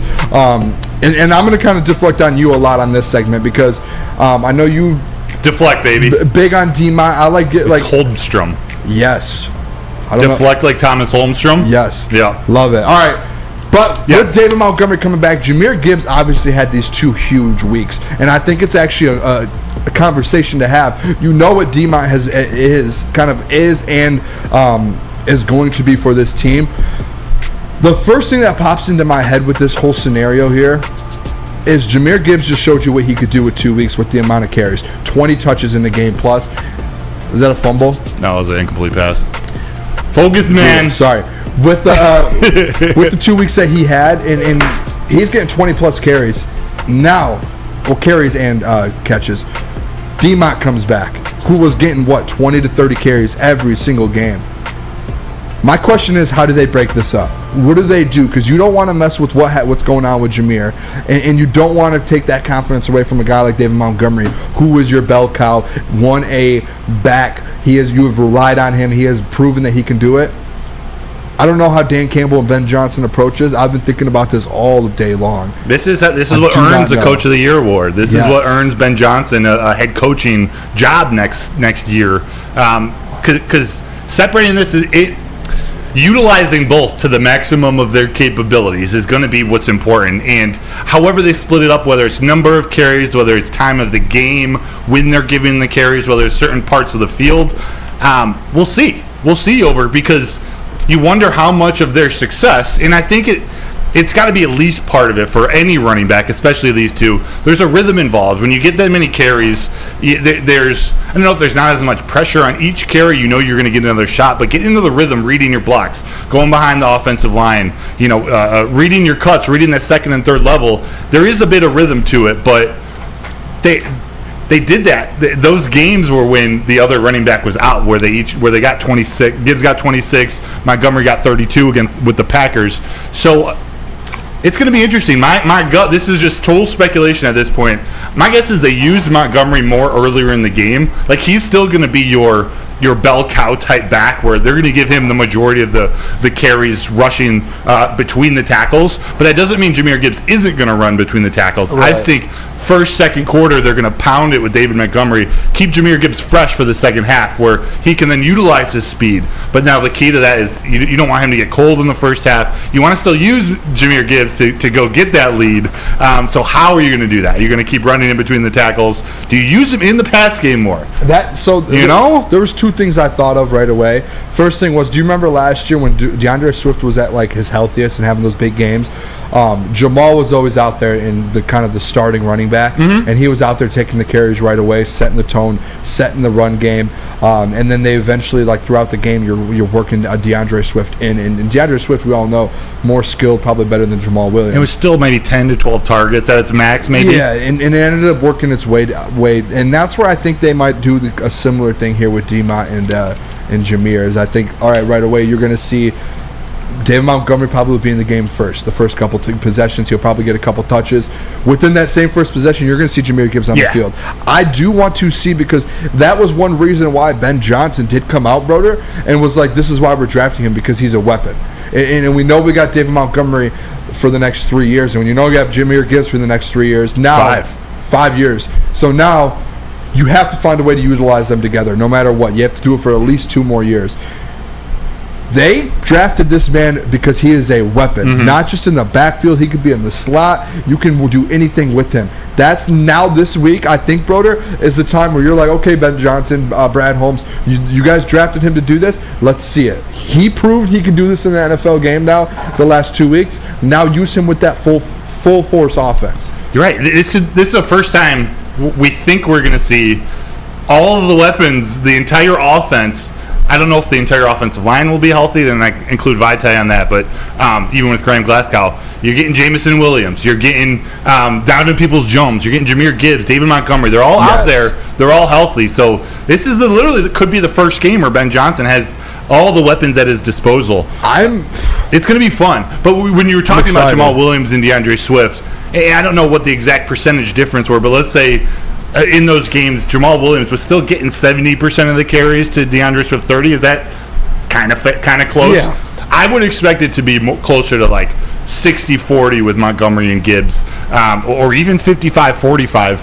I think Montgomery is better. Montgomery is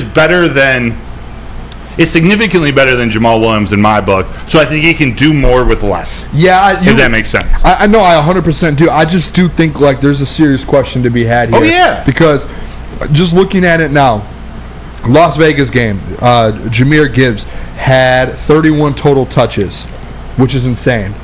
Baltimore Ravens game, he had 20 touches. Atlanta Falcons games, he had 18 touches. Those are all the 3 games with no David Montgomery. The only 3 games that he played with David Montgomery this year, he had 9 touches, 7 carries, and 14 total touches, and 8 carries and 12 total touches. So he's under double-digit carries. And if you do look at it here, like he's averaging 5.3 yards a carry.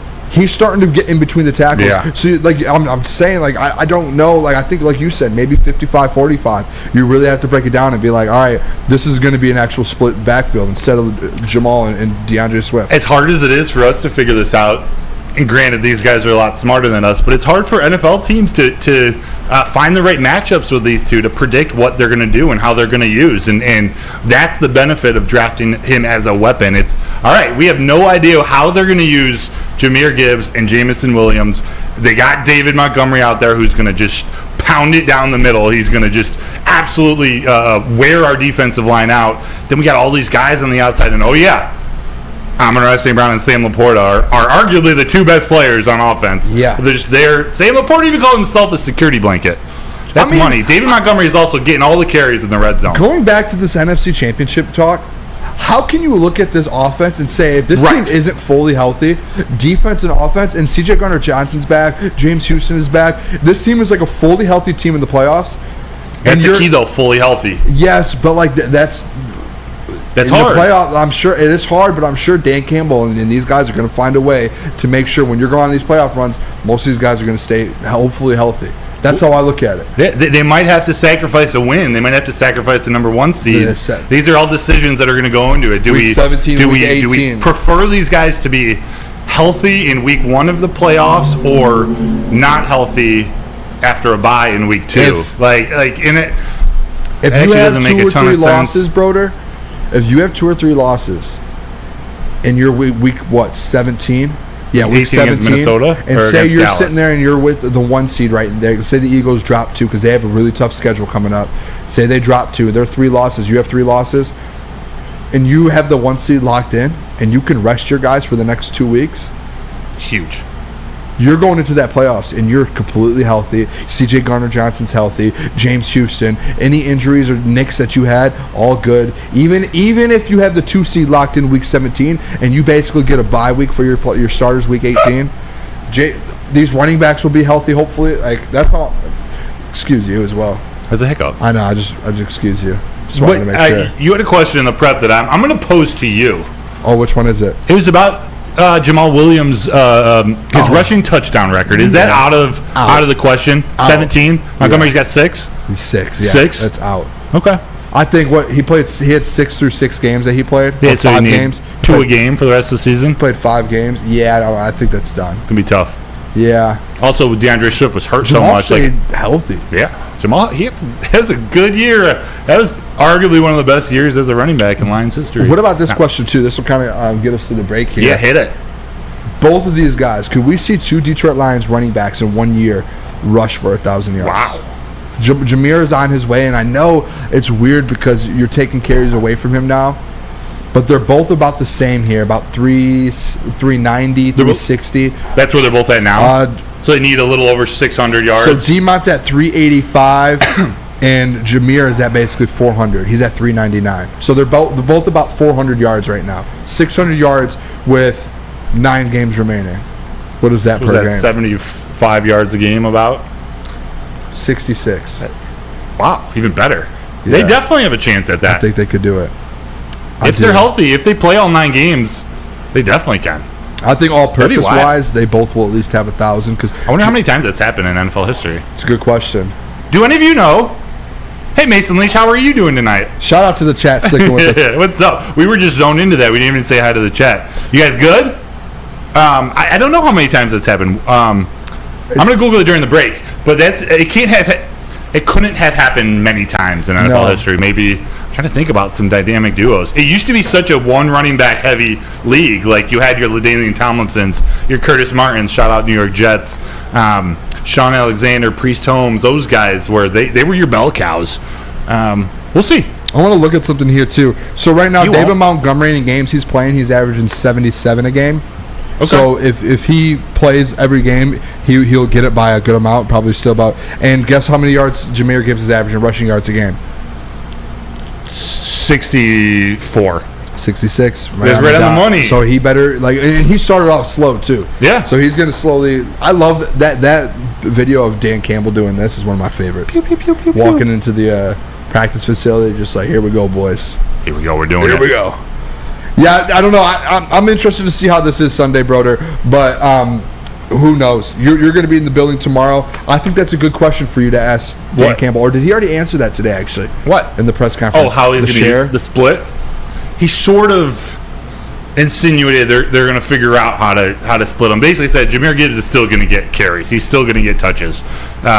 Maybe there's a way to ask that question. Let me know in the chat, guys, if there any question you want asked tomorrow. Actually, let me double check. Is it even Dan Campbell or is it? Can you ask Dan Campbell if he wants to have a beer with Booner?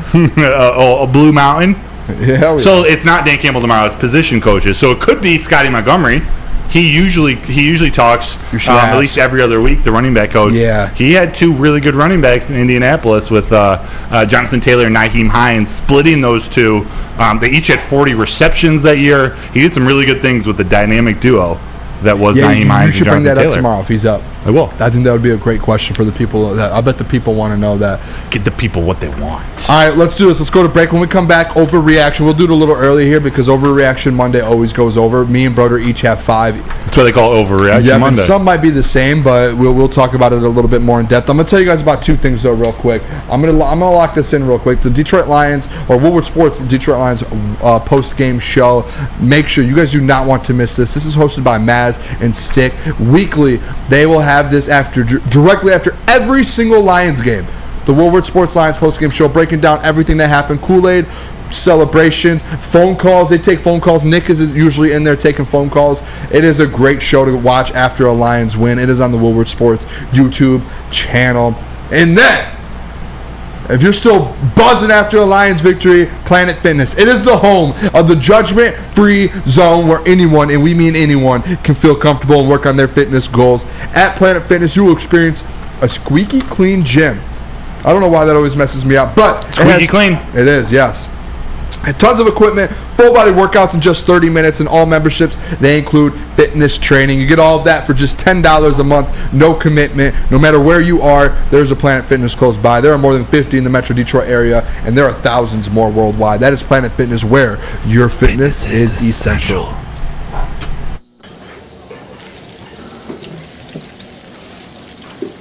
Burgers and chicken sandwiches are taking over at Big Boy. Try our new pretzel bacon cheeseburger.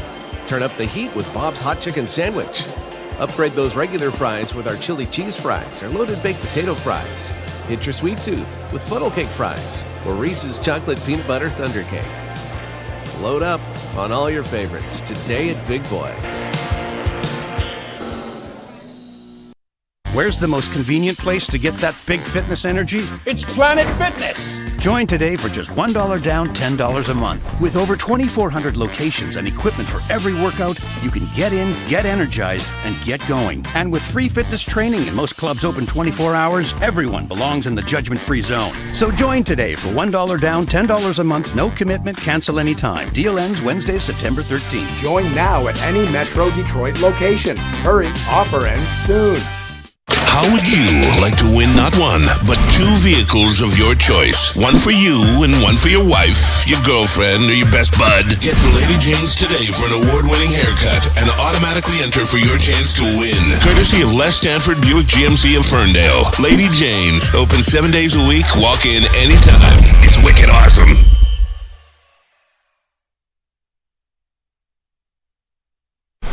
When it comes to your pet, don't settle. Give your pet the best. That means going to Premier Pet Supply because they're hands down Michigan's best pet store. They're family owned and operated for over 30 years. They got 13 Metro Detroit locations, over 60 brands of food, lowest prices, and curbside home delivery. Crazy, right? Premier Pet Supply. Give your pet the best. www.premierpetsupply.com. And we are back. It is Woodward Nights with Booner and Broder. Appreciate you guys all locking in with us on a Monday night. It is a Monday. Usually wake up tired on a Monday. No, we're going. We woke up early this morning, had a day, and we're ending the night having a night. Let's go. Great Monday night football game going on right now. I don't want to say it was nice not having the Lions play because it's never nice not having the Lions play, but there was something like this bye week. I was able to recharge a little bit too. Yeah, I had a nice weekend. Yeah, it was just a great weekend. I did work Saturday all day, so that was like a little bit of like I was hoping I would just have a whole weekend off. Yeah. And then I did social Sunday. I do social Saturdays and Sundays as well. So it's just you social 7 days a week, dude. It's been 7 days a week for like a year now. Yeah. I was like I've had a day off in a while. Have That's mercy. all right though. It's all part of it, right? Yeah. Just as long as you don't overreact. We're doing that right now. Make sure you guys hit that like button if you haven't already. Smash the like. Share the stream with someone. Tell someone right now. Booner and Broder, they're doing Overreaction Monday. Yeah, They're about to say some crazy things right now. My first one is hot. Hit me with your first one, because you've been talking about it on the break. I want to know. It's a little absurd, but it's actual reality. It could, well, you'll tell me. You guys will tell me. Let me know. Right. In the chat, overreaction or underreaction. My number number one. The Detroit Lions will get back-to-back coaches fired. Josh McDaniels, Brandon Staley, Matt Eberflus. Wow, that's a good one. Let him cook. That's one of the best ones we've had. It's a stretch, but it's an actual possibility. Chargers are looking pretty good right now against a good Jets defense. You never know what Chicago's going to do. So I don't know. I would tell you this. Yeah, talk to me. You would have a great chance of that happening if the Jets were winning right now. Yeah, right? If they lost Monday night. If they lost this game and then they lose and they're sitting there at 3-6 with the team that they have, I bet you he's fired. Yeah. If they go to, it would be 3-7 after a Lions win. Or 3-6. Okay, yeah. Yeah, because with this team, right dude. With this team, you can't. They need to be over 500. Oh, this is a playoff team. Yeah, it should be. I like that. That's one of the best ones we had. All right, next one I have here. First one I have actually. Okay. This is the NFC North. Okay. Joshua Dobbs will lead the Minnesota Vikings to the wild card, and possibly, as long as they're not playing the Detroit Lions, win a wild card game versus like the Cowboys or something. Wow. You know what? Let me hit that. He might actually lead them to the playoffs. He might actually lead them to a wild card spot. Winning a game in the playoffs, that's a little too far for me to agree with. The winning I added at the end. The overreaction was the beginning part. I just added at the end because I was like, if they get there, imagine if he beat like Dak Prescott in the Dallas Cowboys. Yeah, dude, it's I was not, like, that would be nuts. I don't think it's that crazy of an overreaction. Less about, I mean, I don't. That's really crazy. There's something about the intangibles that Josh Dobbs brings. Like I would have said, I almost feel, and this doesn't make any sense. So just you're gonna rip me for it. I almost feel like they have a better chance of doing it with Josh Dobbs and Kirk Cousins. I don't know why. This is the second time I've heard that. Lucas was saying the same thing. And it doesn't make sense because Kirk Cousins was having a near MVP type ish statistical season, but sorry, Lorena. I don't know. Rain Dakota. Imagine Josh Dobbs beats Rain Dakota. Josh Dobbs has some intangibles that can lead the team to victory. I like Josh Dobbs a lot. I would love him as a backup in Detroit. Justin Jefferson's coming back likely this week. Their defense is playing pretty well. Brian Flores, who knows? Maybe they're going to get better over the season. Do you want me to go two? Please. My number two. Joe Burrow. Mine are like this. That first one you had, it's hard to. Well, yeah, I mean, that was a good one. Joe Burrow and the Cincinnati Bengals are the second best team now in the AFC after the 0-3 start. Wow. The second best team behind the Ravens in the AFC.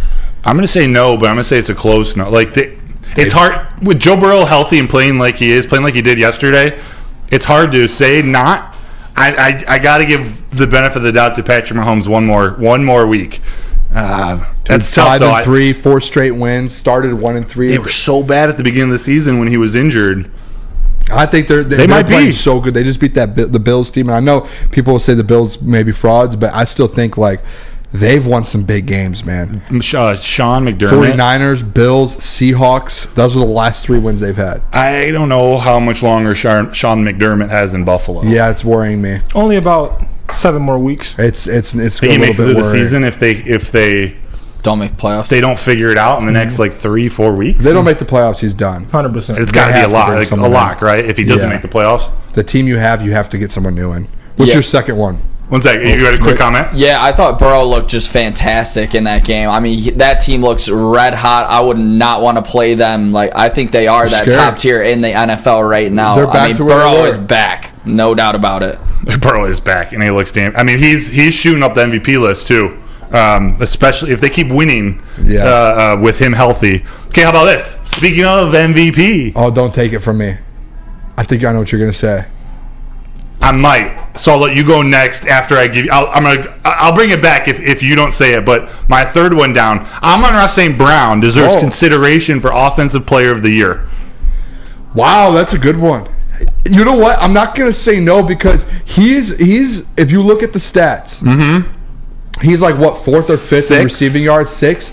Yards. He might be higher up. 6 in receptions. Receptions as well. All of those stats, he's 6. But if you look at the people ahead of him, He's only played in 7 games. They've all played in 8 or 9 games.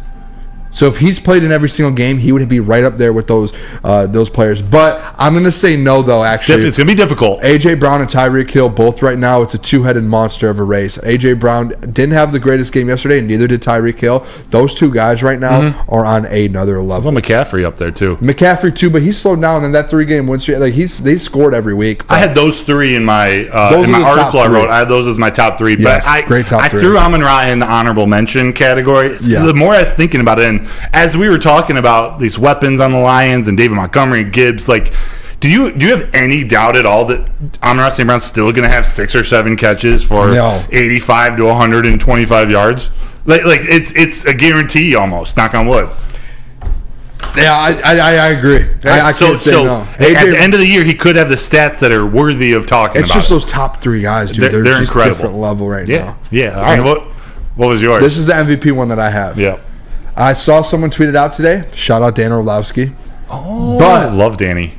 C.J. Stroud should be in consideration for the NFL MVP award. That was right. Right now, C.J. Stroud, let's just talk about last game. 470 yards, 71% completion percentage, 5 touchdowns, zero interceptions. He right now, fellas, this is the craziest thing to me. As a rookie, C.J. Stroud, I'm going to make sure I get these stats right. 2,200 yards, almost 2,300 yards. He has thrown for 14 touchdowns, Broder, only 1 interception. That is one of the most craziest things I've ever seen. For a rookie? For a rookie. 1 interception. The next player, I'm going to see the next player for interceptions.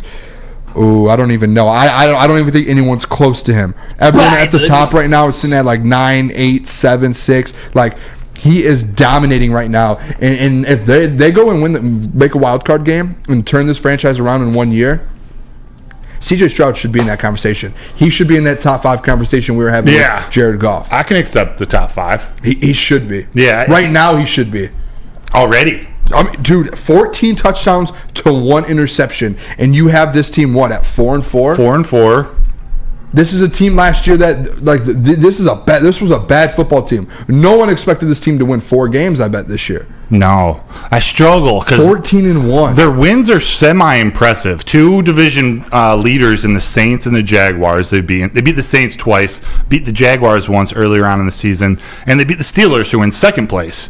But they lost to the Ravens, which I think are a great team, the Colts, Falcons, and Panthers. So, dude, he's top 7 in passing yards. He's top 7 in touchdowns. He has the best. He's the only one with 1 interception that low. Like, Brock Purdy has 5. Lamar Jackson has 3. Like, these are guys that we've talked about in these conversations. Tua has 7.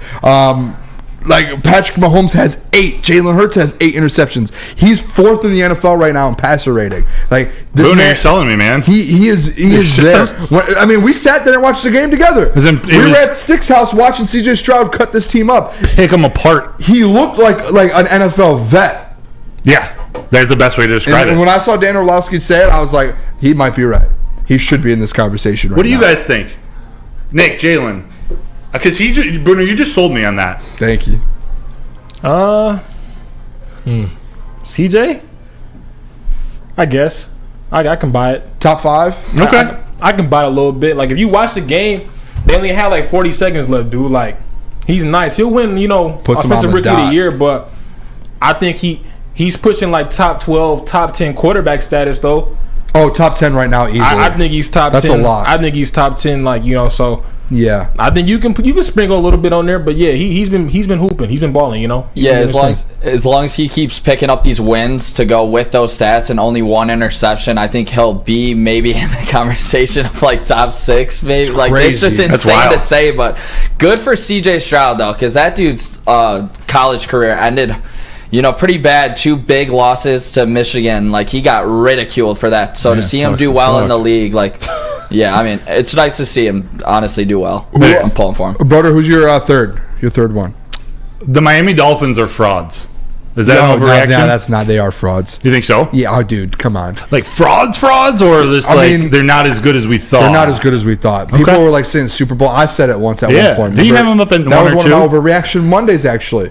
My overreaction Mondays was their number Dolphins are going to go win the Super Bowl. Interesting. You're right. Now they're frauds to me. So I think that's why we do perfect. overreaction I think Monday. it fits perfect. That's why we do this segment. Yeah, baby. My number 4. We'll go through these last couple quick. My number 4, Antonio Pierce ends up getting the Raiders head coaching job for good for the next few years. He ends up signing a contract at the end of the season, and this Raiders team, they go on to win more football games this year and actually look like the Raiders that people thought they could be.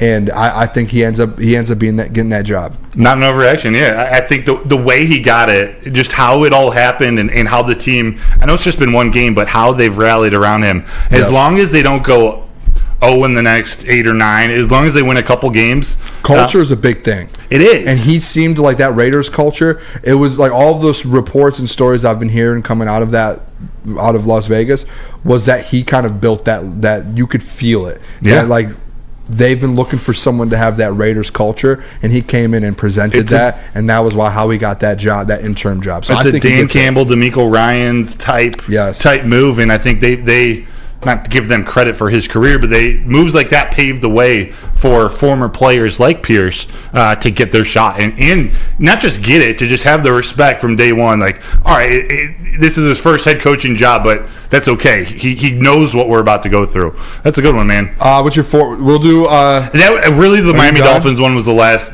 real one I had. The other only one I had too, and I guess we could talk about it tomorrow, was Ravens are the best team in the NFL right now. Not an overreaction. But I don't think that's an overreaction, and we'll talk about that tomorrow. Power rankings, yeah. I may or may not have them at my number 1 spot. I haven't decided yet. Oh, baby. I have to lock it on there. that. There are blurred lines there, like Robin Thicke. Oh, yeah. All right, let's hit it. Tell us about Feldman. Feldman Chevrolet. Since 1996, Feldman Automotive has been driven to provide a fast, convenient, and first-class car buying experience called the Feldman Advantage. They got 18 locations, so there's got to be a Feldman dealership in your backyard. Visit feldmanauto.com to find the locations nearest you and catch Woodward Sports Network, us, there every other Monday at their Novi location. Feldman Chevrolet, Detroit's #1 Chevy dealer. Booner. Yes, and then we're talking about defense. DeMeco Ryans. Defense, Guardian Alarm. It is customized solutions from real experts.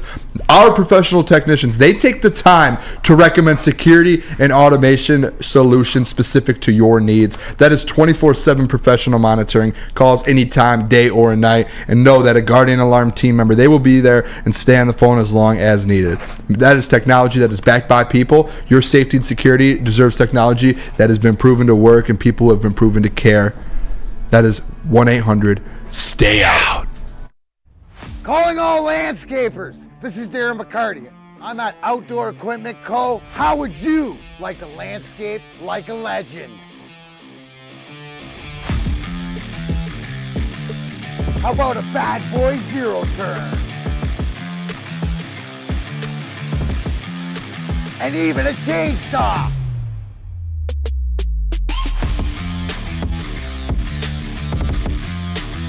And even a weed whipper. Whether you landscape for your job or landscape for fun, get all your equipment from Outdoor Equip Co., the official equipment provider of Woodward Sports. Michigan grown, family owned. OutdoorEquipCo.com. Now, coming to Woodward Sports, Woodward and Main Street, the Woodward Sports Network Detroit Lions Show. Let's go! Catch Gabrielle D. Phillips, Matt Broder, and Terry Foster for all the latest news on your Detroit Lions every week. Only on the Woodward Sports Network YouTube channel and woodwardsports.com. Woodward Sports' own Tom Mazaway and Sam Stick Day will be hosting our Lions postgame show after every Lions game all season long. Tune into the Woodward Sports YouTube channel for his hot-off-the-press takes, game analysis, and Kool-Aid sipping celebrations. You won't want to miss it. Join Maz, Stick, and special guests each week immediately following every Lions game, exclusively on the WSN YouTube channel. For over 60 years, Fairway Packing has been providing Michigan's finest restaurants, hotels, and casinos with prime beef, dry-aged beef, and Wagyu beef. You can experience the Fairway difference for yourself today. Just visit the steak shop in Grosse Pointe Woods. They got grab-and-go steaks, tri-tips, sirloins, New York strips. It's all there. It's delicious. Or you can go to fairwaypacking.com for grab-and-go steaks for online ordering. Check them out, fairwaypacking.com. All right, we are back. It is the Woodward Sports Network. Woodward Nights with Booner and Broder. We appreciate you guys all tuning in with us, locking in late at night, 8 to 10. And we're getting into it. The Detroit Red Wings. And real quick, if you guys haven't yet, smack that like button for us. Smack that. When I say this, smack that like button for us. It's like the... Akon. What's the goldfish thing? Something that smiles back or something? Mona Lisa? No, never mind. Someone in the chat will know what I'm talking about. The snack that smiles back. Yes. Yeah, snack that smiles back. Aww. Yeah. And I'm going to go, smack that like button. I don't know why I think of that. It just happens. Remember the singing fish fillet on the wall? That commercial? Yes. Where he sings and he's like, you know, it really threw me off. Fish. On the screen here, the Premier Pet thing looks gray on our YouTube, but back here it's like a green color. So it's like a completely different color. It looks really good on screen. It looks beautiful. Look at those puppies. Oh, scratchy. Let's go Red Wings. All right, let's talk about it. Yes, let's go. Let's go Red Wings. Hit it. All right, I was in attendance on Saturday night. Yes, Booner. Detroit Red Wings versus the Boston Bruins. One of the best hockey games I've ever been to. I'm going to throw that out there. Maybe Wings game ever. But the Detroit Red Wings right now, they went on a little bit of a bad spell a little bit. They lost 4 of their last 5 games heading into that Boston game. It was like, I remember I pulled up there with my cousins and I was like, it felt like this is a game that they needed to have, even though it was versus Boston, who hasn't lost in regulation yet. But it was like you can't lose 5 of your last 6, and you're sitting there going into New York to the Rangers. So huge win from them. Obviously, they had it felt like everyone scored. Andrew Kopp scored. Dylan Larkin, David Perron, Lucas Raymond, Jake Wallman. All those guys scored. I want to get a feeling around the room here on how we feel about this Red Wings team, because they're actually starting to feel a little legit to me. I know they lost 4 of their last 5 games, but just the fact that you can get up for a game and beat the best team in the NHL right now, and a team that has not lost in regulation, and you didn't just beat them. If you guys watch the game, like being at the game, you could feel the energy from that team, and you could just tell like they're here to compete with this. Like they're here to be like that in the NHL. Yeah. And at the end of the game, Boston started falling apart a little bit, and you could tell that they were a little bit rattled as well. Like they had I think three or 4 guys get kicked out of the game because they were so mad about just losing the game. They were trying to go fights. One of the guys had Larkin on the ground trying to it was just getting chippy. Yes, it was a mess all around. But this Red Wings team is a way different, night and day difference from last year. 100%. I think this is a team, and Nick, me and you talked about it before the season. We both placed those bets in for the Red Wings to make the playoffs. Very confident getting these points this early, especially like versus the Bruins getting 2 points. I'm starting to love this Red Wings team. I'm starting to love this team.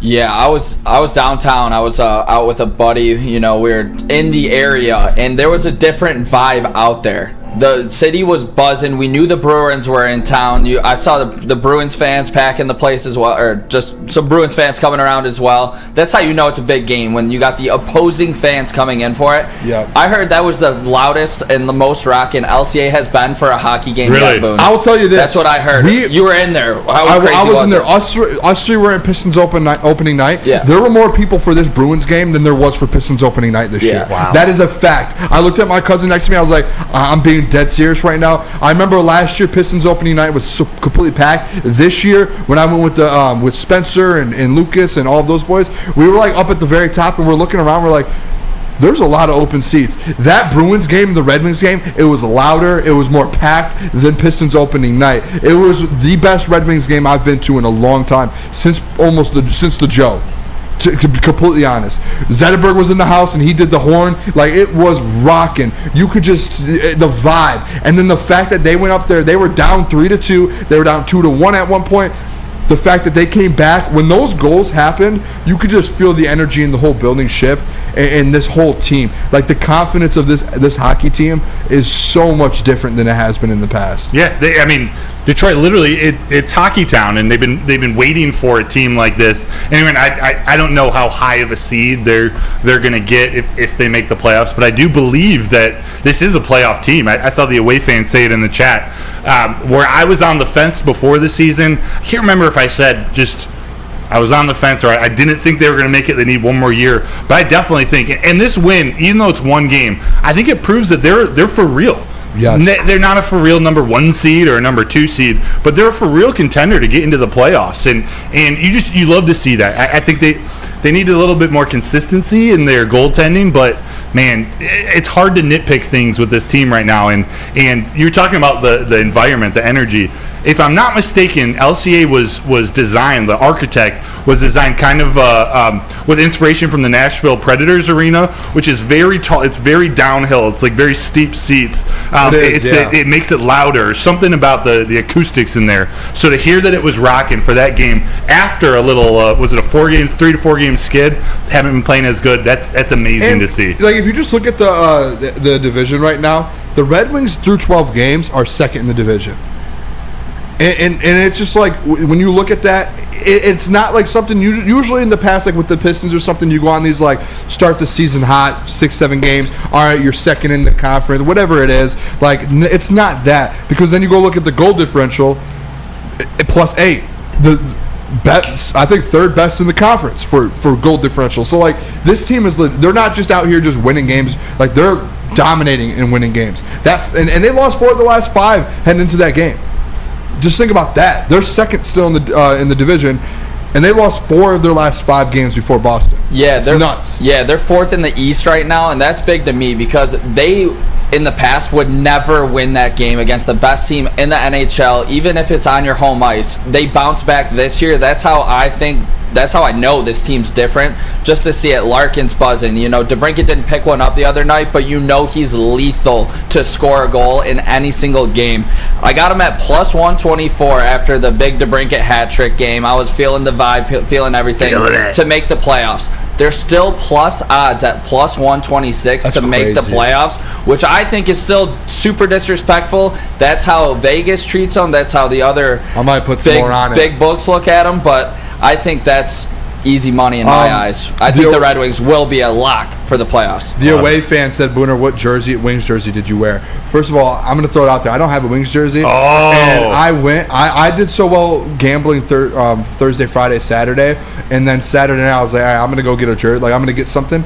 I didn't realize how expensive hockey jersey. They're like dude, it was like $260 or something. Jesus. Yeah, I was like I was expecting all right, $120, like an NBA jersey or NFL jersey. I was like, all right, it was like $260, $250. I don't even know. It was like an insane number, and there's no way I'm doing that. Oh, that's why Hot and Ready's aren't $5 anymore. Yeah, I was like, I'm just gonna wait until I get like some coupons for like a Dick's Sporting Goods or something. I wonder actually now that Miguel Cabrera is off the books and Eduardo Rodriguez is off the books, maybe they bring those prices down a little bit. Yeah, no, they won't. Not gonna happen. Shout out. I did buy like a sweatshirt that looks like a jersey. I'll wear it this week sometime. A sweater. Maybe if they play tomorrow, I'll wear a sweater. Call it sweaters. Well, is that the proper it's an hockey actual term? Sweatshirt though. Does it have the like laces? Kind of. You gotta wear it sometime. I'll wear it tomorrow. If the Wings pay next time they play tomorrow night against the Rangers in New York City, yes, and it's on TNT. So national. I'll wear it tomorrow. Got awesome. you guys. All right, let's hit break real quick. When we come back, we're gonna talk a little bit Michigan. You just got to touch on it. I want to hear your thoughts because you are and you did have a little bit back and forth. When we were at Stick's house, was it at Six or when was this whole Michigan State thing? It was Friday night. Yeah, we were on Woodward nights, and you were like the group chat was saying stuff. There were just about some trolls in the chat. Yes, and then that kind of like the group chat, the phone group chat. Remember how confused I was? Yeah, I was like, what? All right. Had to fire back a little bit. But let me tell you about Mark White Real Estate, because when buying or selling real estate, flexibility and control over the sales process is key. Key like opening the door to your new home. Sellers, how would you like the freedom of canceling your listing agreement at any time for any reason with no penalty? That's exactly what you can do with the Mark White & Associates minute-by-minute listing agreement. Looking to buy or sell real estate? Visit markwhitesells.com or call 248-290-8242. Again, that's markwhitesells.com, where flexibility meets success. Brace yourselves, Detroit. As the sun begins to set, two of Woodward Sports' brightest young stars will be taking the mic for a brand new show. Woodward Nights with Booner and Broder. The dog days in Detroit are over, and the boys are unleashed. Join in on the banter and hop on the bandwagon of the #1 night show on the internet. Tune into the Woodward Sports YouTube channel every weeknight from 8 to 10 p.m. Woodward Nights with Booner and Broder.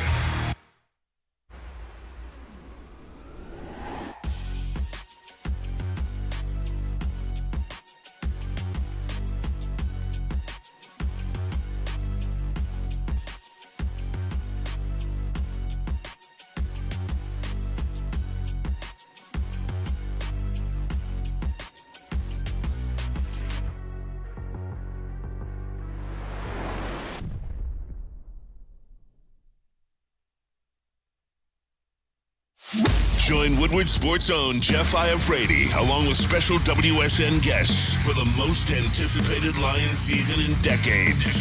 Filled with different surprises and expert analysis. You're not going to want to miss out. Go to our Woodward Sports YouTube channel on Sundays and tune in live from 9:30 to 11:30 a.m.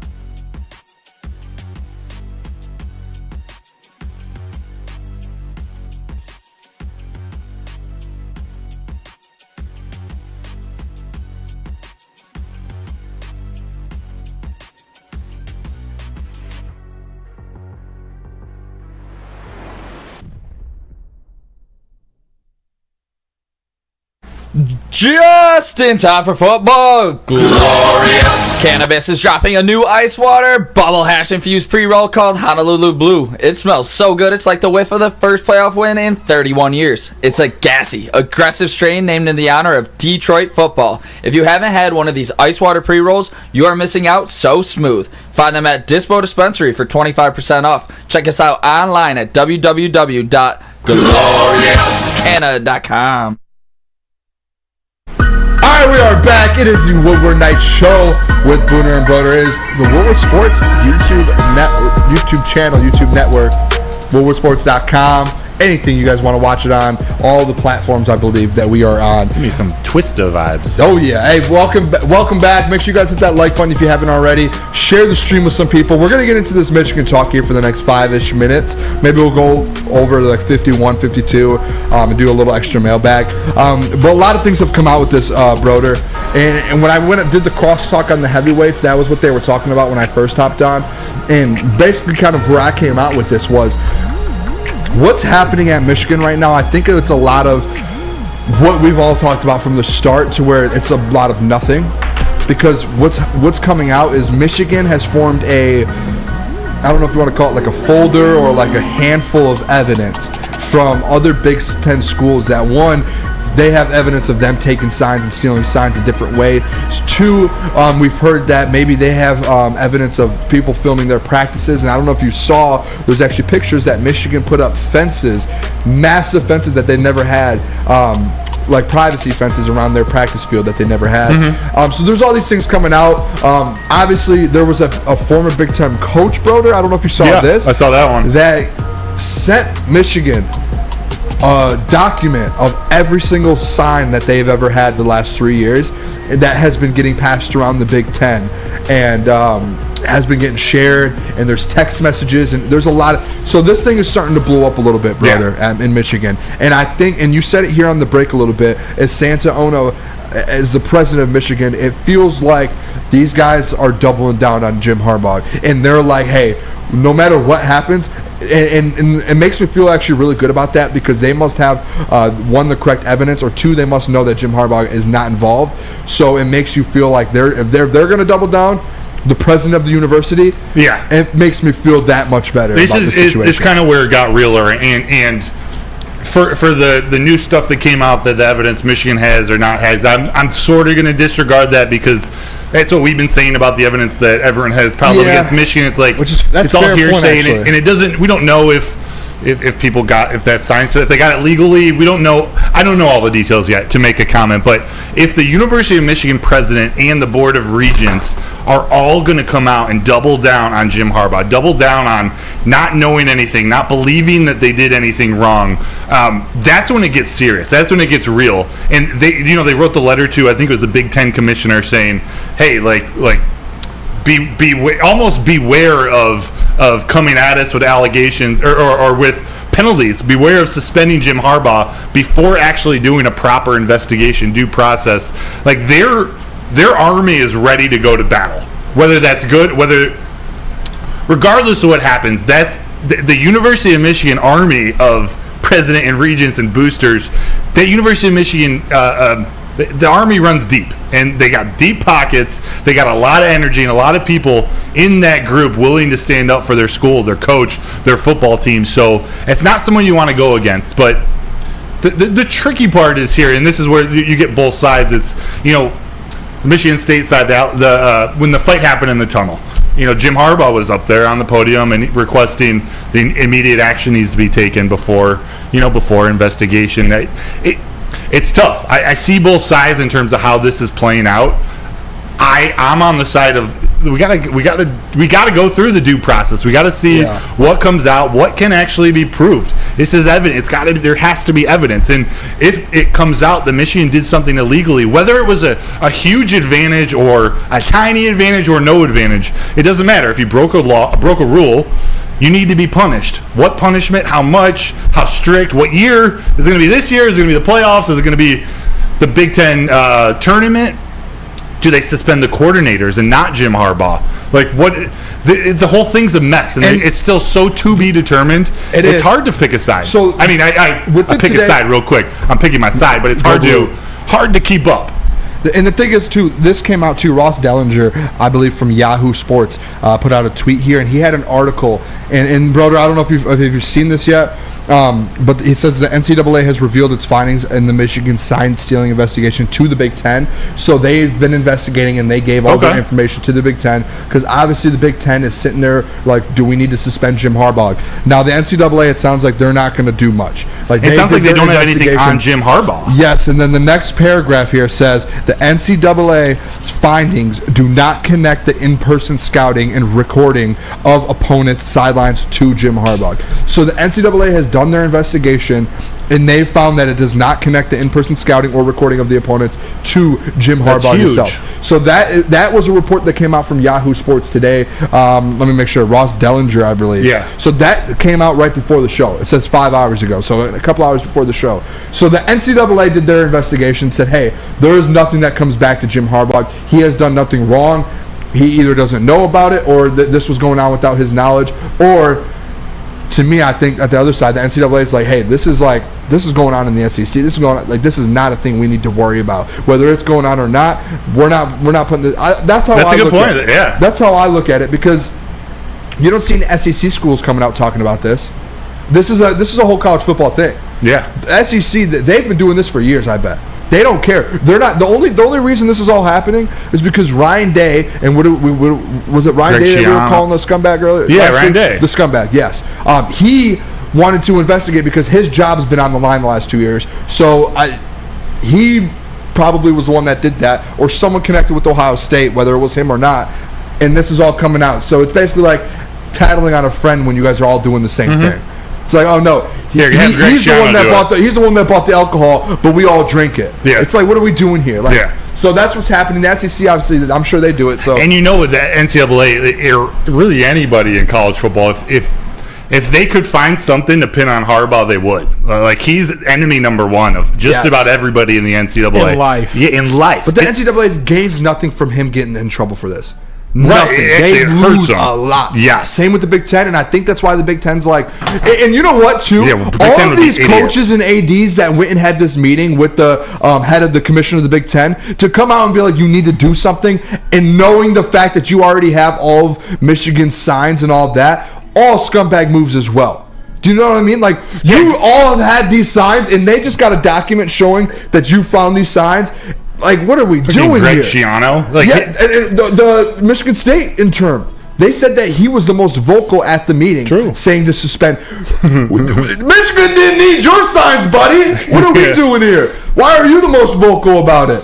I just don't get the whole situation with it. I think it's dumb. It's dumb. I think it's like a witch hunt. 100%. And then Big Ten won't do anything because Michigan has all of that evidence built up. As soon as they give a suspension, there's going to be a huge lawsuit. They would lose from the Big so Ten. much money not having Michigan in the Big Ten championship or the national championship or the college football playoff.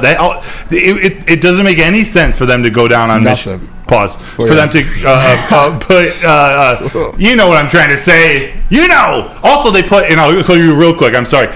They put Ohio State at number 1 to hedge all of this, too.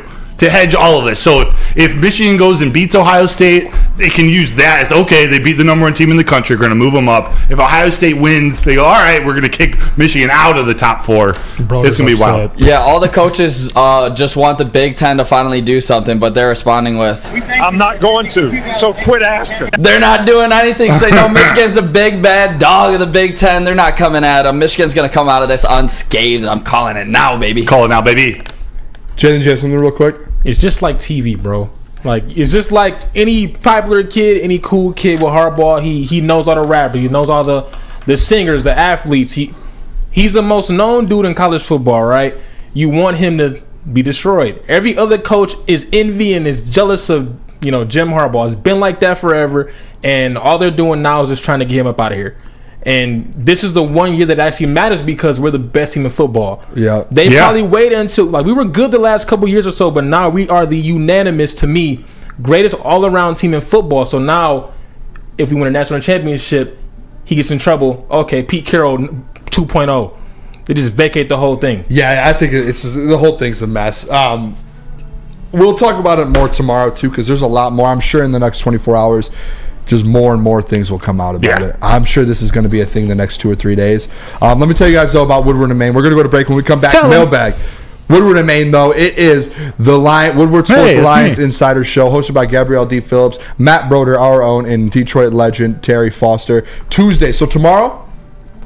Yeah. No, it's going to be Sunday. We're going to start up again Sunday. Not this Tuesday. Sunday preview. Usually Tuesdays are review. You guys are taking a day off. Like, apparently we took this past Sunday off, too. Man, a lot of days off. And whoever did the Photoshop and your little color. We grind around here. All right, I'm just kidding. This Sunday, though, 8 to 9 a.m. And then next Tuesday to recap the game, Broder Tuesday to 7 to 8 a.m. Make sure you guys tune in. It is the Woodward on the Woodward Sports YouTube channel. Calling all landscapers. This is Darren McCarty. I'm at Outdoor Equipment Co. How would you like a landscape like a legend? How about a bad boy zero turn? And even a chainsaw.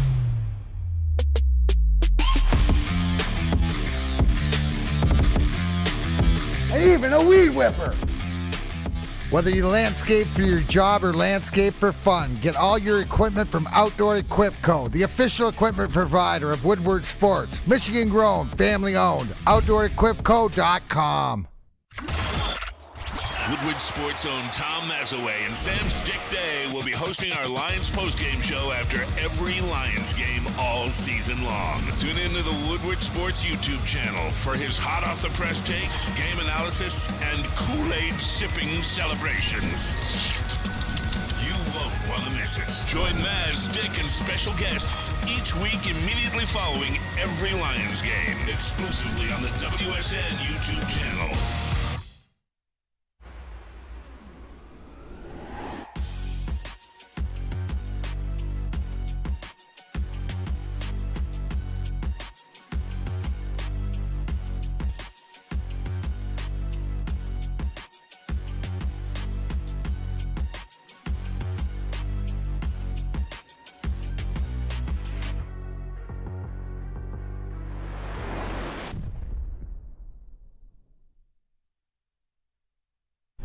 right, let's talk about it. It is Outdoor Equipment Co., the official equipment provider of the Woodward Sports Network. It is Michigan grown. It is family owned. Bad boy mowers, tractors, steel handhelds, and even weed whippers. They have it all. Liberty trailers, Generac generators, snow X-Paws and salters. Outdoor Equipment Co., they have everything you need. They have it all. Buy it, rent it, 0% financing, delivery right to your doorstep. It is OutdoorEquipCo.com. All right, we are back. We're going to have to go a couple minutes over here. We'll have 3 minutes of mailbag. We'll do a couple extra minutes. Appreciate you guys all locking in with us for Woodward Nights with Booner and Broder on the Woodward Sports YouTube channel and WoodwardSports.com. Make sure you guys hit that like button. Let's get to 75 before the show is over. If we hit 75 in the next 3 minutes, we'll go a couple minutes over. Sure. Deal? Deal. Because we only have a couple minutes of mailbag. Let's hit some mailbag questions now. Yes. IT Hips said one. Let me find it. IT Hips, mailbag. Wouldn't you just rotate Gibbs and Montgomery each series against the Chargers? I would say no. I don't think you can just pull a running back in and out and get a rhythm, not just a rhythm for the player, but the offense, finding the right offense. I think they both need to be out on the field together and come off in various plays, various packages that Ben Johnson has. They'll be out there sometimes. There'll be other plays where Demont's out there alone. Other plays where Gibbs is out there alone. Other plays where Craig Reynolds is out there on third down. Who knows? Craig's going to lose a lot of time. He's going to lose I some like snaps. Craig. He's going to be a special teams guy, though. The away fan, mailbag, cat's out of the bag. Booner doesn't have a Wings jersey. Unacceptable. Anyone else in the studio need one still? I've just never been a jersey person in general. Like hockey jerseys are difficult, and I mean they're sweet hockey sweaters, I should say. I've been a basketball fan my whole life. I don't have a ton of basketball jerseys. I have like my own, maybe some from Saginaw Valley, things like that. But I just never have worn jerseys. Now, kind of, I can rock them doing a show every single day. I can have a couple maybe here and there, so I can start kind of grabbing some jerseys. So yeah, if you guys have any I have one, but it doesn't have a name on the back. It's just like a blank Red Wings jersey. But I just wanted the Red Wings. If you guys have any ideas like or mine, Broder. specific jersey, you know what I'm going to actually start doing? What? This is what Booner's going to do. I'm going to start buying jerseys of random people. Like I'm going to go get like a Joey Harrington jersey, or like I don't know, like just some random like. Wait. Rewind. Yeah. Do you see you're gonna get a Joey Harrington jersey? Yeah, like a John Kitten. I'm just gonna get some random jerseys that people will be like, "Whoa." No, I would go for random. something like I like the players, boys. I like around the NFL. Yeah, but not Joey Harrington, man. Okay, unless it's not. an Oregon jersey. like a Tony Scheffler. Tony Scheffler, I'll do that. You know what? Yeah. Add it to the list. There we go. You know, text me that. I'm going to make a jersey list. I'm going to start getting random jerseys. NBA, hockey, all these random ones. People start giving me ideas. I'll start getting some random Henry jerseys. Tutu. Don't know who that is, but maybe. Yeah, all right. I really want to. I want a Jason Hansen one though. That's like my. I mean, all white Jason Hansen. Go. They literally go. All right. What else do we have? Mailbag. Booner, don't let Easy off for not taking that bet. Weak sauce from Chuck Brewer. It is weak. Take the bet. What is that? What was that? The bet was I will pay him $100 if the Detroit Lions do not make the NFC Championship. But if they do make the NFC Championship, when we do the stream here, he has to sit on this couch, can't watch the game, and he has to listen to. Like, we will commentate, and he can watch us. He can react to us for the NFC or Championship he can listen game? or he can listen to it, or we have to commentate for him for the NFC Championship. Yes, because he doesn't think they'll get there. Oh, that is an That's insane a really good bet. It's a great bet. He doesn't think we'll go get there. So if you don't think we'll get there, take the bet then. That's torture. It's a $300 for him, right? Booner, I love it. Nick, I might need your help with this, but obviously everybody. The bar scene. You guys might have a better feel for me. Question. Freddie Felt 313 says mailbag. I'm coming home for both Metallica shows at Ford Field. Oh, shout out! Epic to start. It's been a minute since I watched a Lions game downtown. Best bar restaurant to watch the Lions beat up on the Chargers. Any recommendations? He wants a bar. Tin Roof. Where's the best place to watch a game? I'll go to the casino, bro. The casino? Really? They got a sports lounge. I'm not judging. I guess you're right, actually. They got a sports lounge there. They got buffets and stuff like that. So we like to eat, but like club and like bar wise, I mean, wherever you can get in. Nick might have that one. Yeah, a couple spots by me down there that I really like. Harry's is always the go-to for pregame, like like Tigers. Like I'm always like going to the game, so I'm not really watching too much. But I've heard great things about Second Best. I love the bar in general. They throw down the projector, huge screen. Second Best, about 3 blocks away north of LCA. I'm gonna try to go to this concert. I'm looking at tickets right now, $50. I got tickets. So let me know if you have want. extras. I got 2 for Friday, 4 for Sunday. So when is that? This hit me week up in or the next week? DMs chat if you need Metallica tickets. All right, let's do 2 more questions here real quick. Yeah, I might do that. Let's see, what else do we have? Ski Mac Boy says Dan Campbell jersey added to the list. I will get that first. I will have a Dan Campbell jersey by the end of this year. I will be rocking one. Trivia: what number was Dan Campbell as a Lion? Don't say 46. Should I say it? Yeah. 87. Was it? I think it was 89. That's pretty 89. Yeah, I think it might have been 89. Brock Wright? I was in the 80s. Dan Campbell Lions number. Oh yeah, I got it. Let's get it. Jonah said, "Booner, give me an in-game parlay." I don't know. Maybe just take like Breece Hall touchdown live. Oh, CJ Uzomah and Ruckert on the field at the same time, and Tyler Conklin. All right, I think that might be it. I don't see any more here. And we appreciate you guys all locking in here with us for the night, 8 to 10. We'll make sure we're back tomorrow, as always, 8 to 10 p.m. We really do appreciate you guys. Hit that like button. Broder, you got anything else? No, just toodles, my G's. All right, love you guys. See you tomorrow.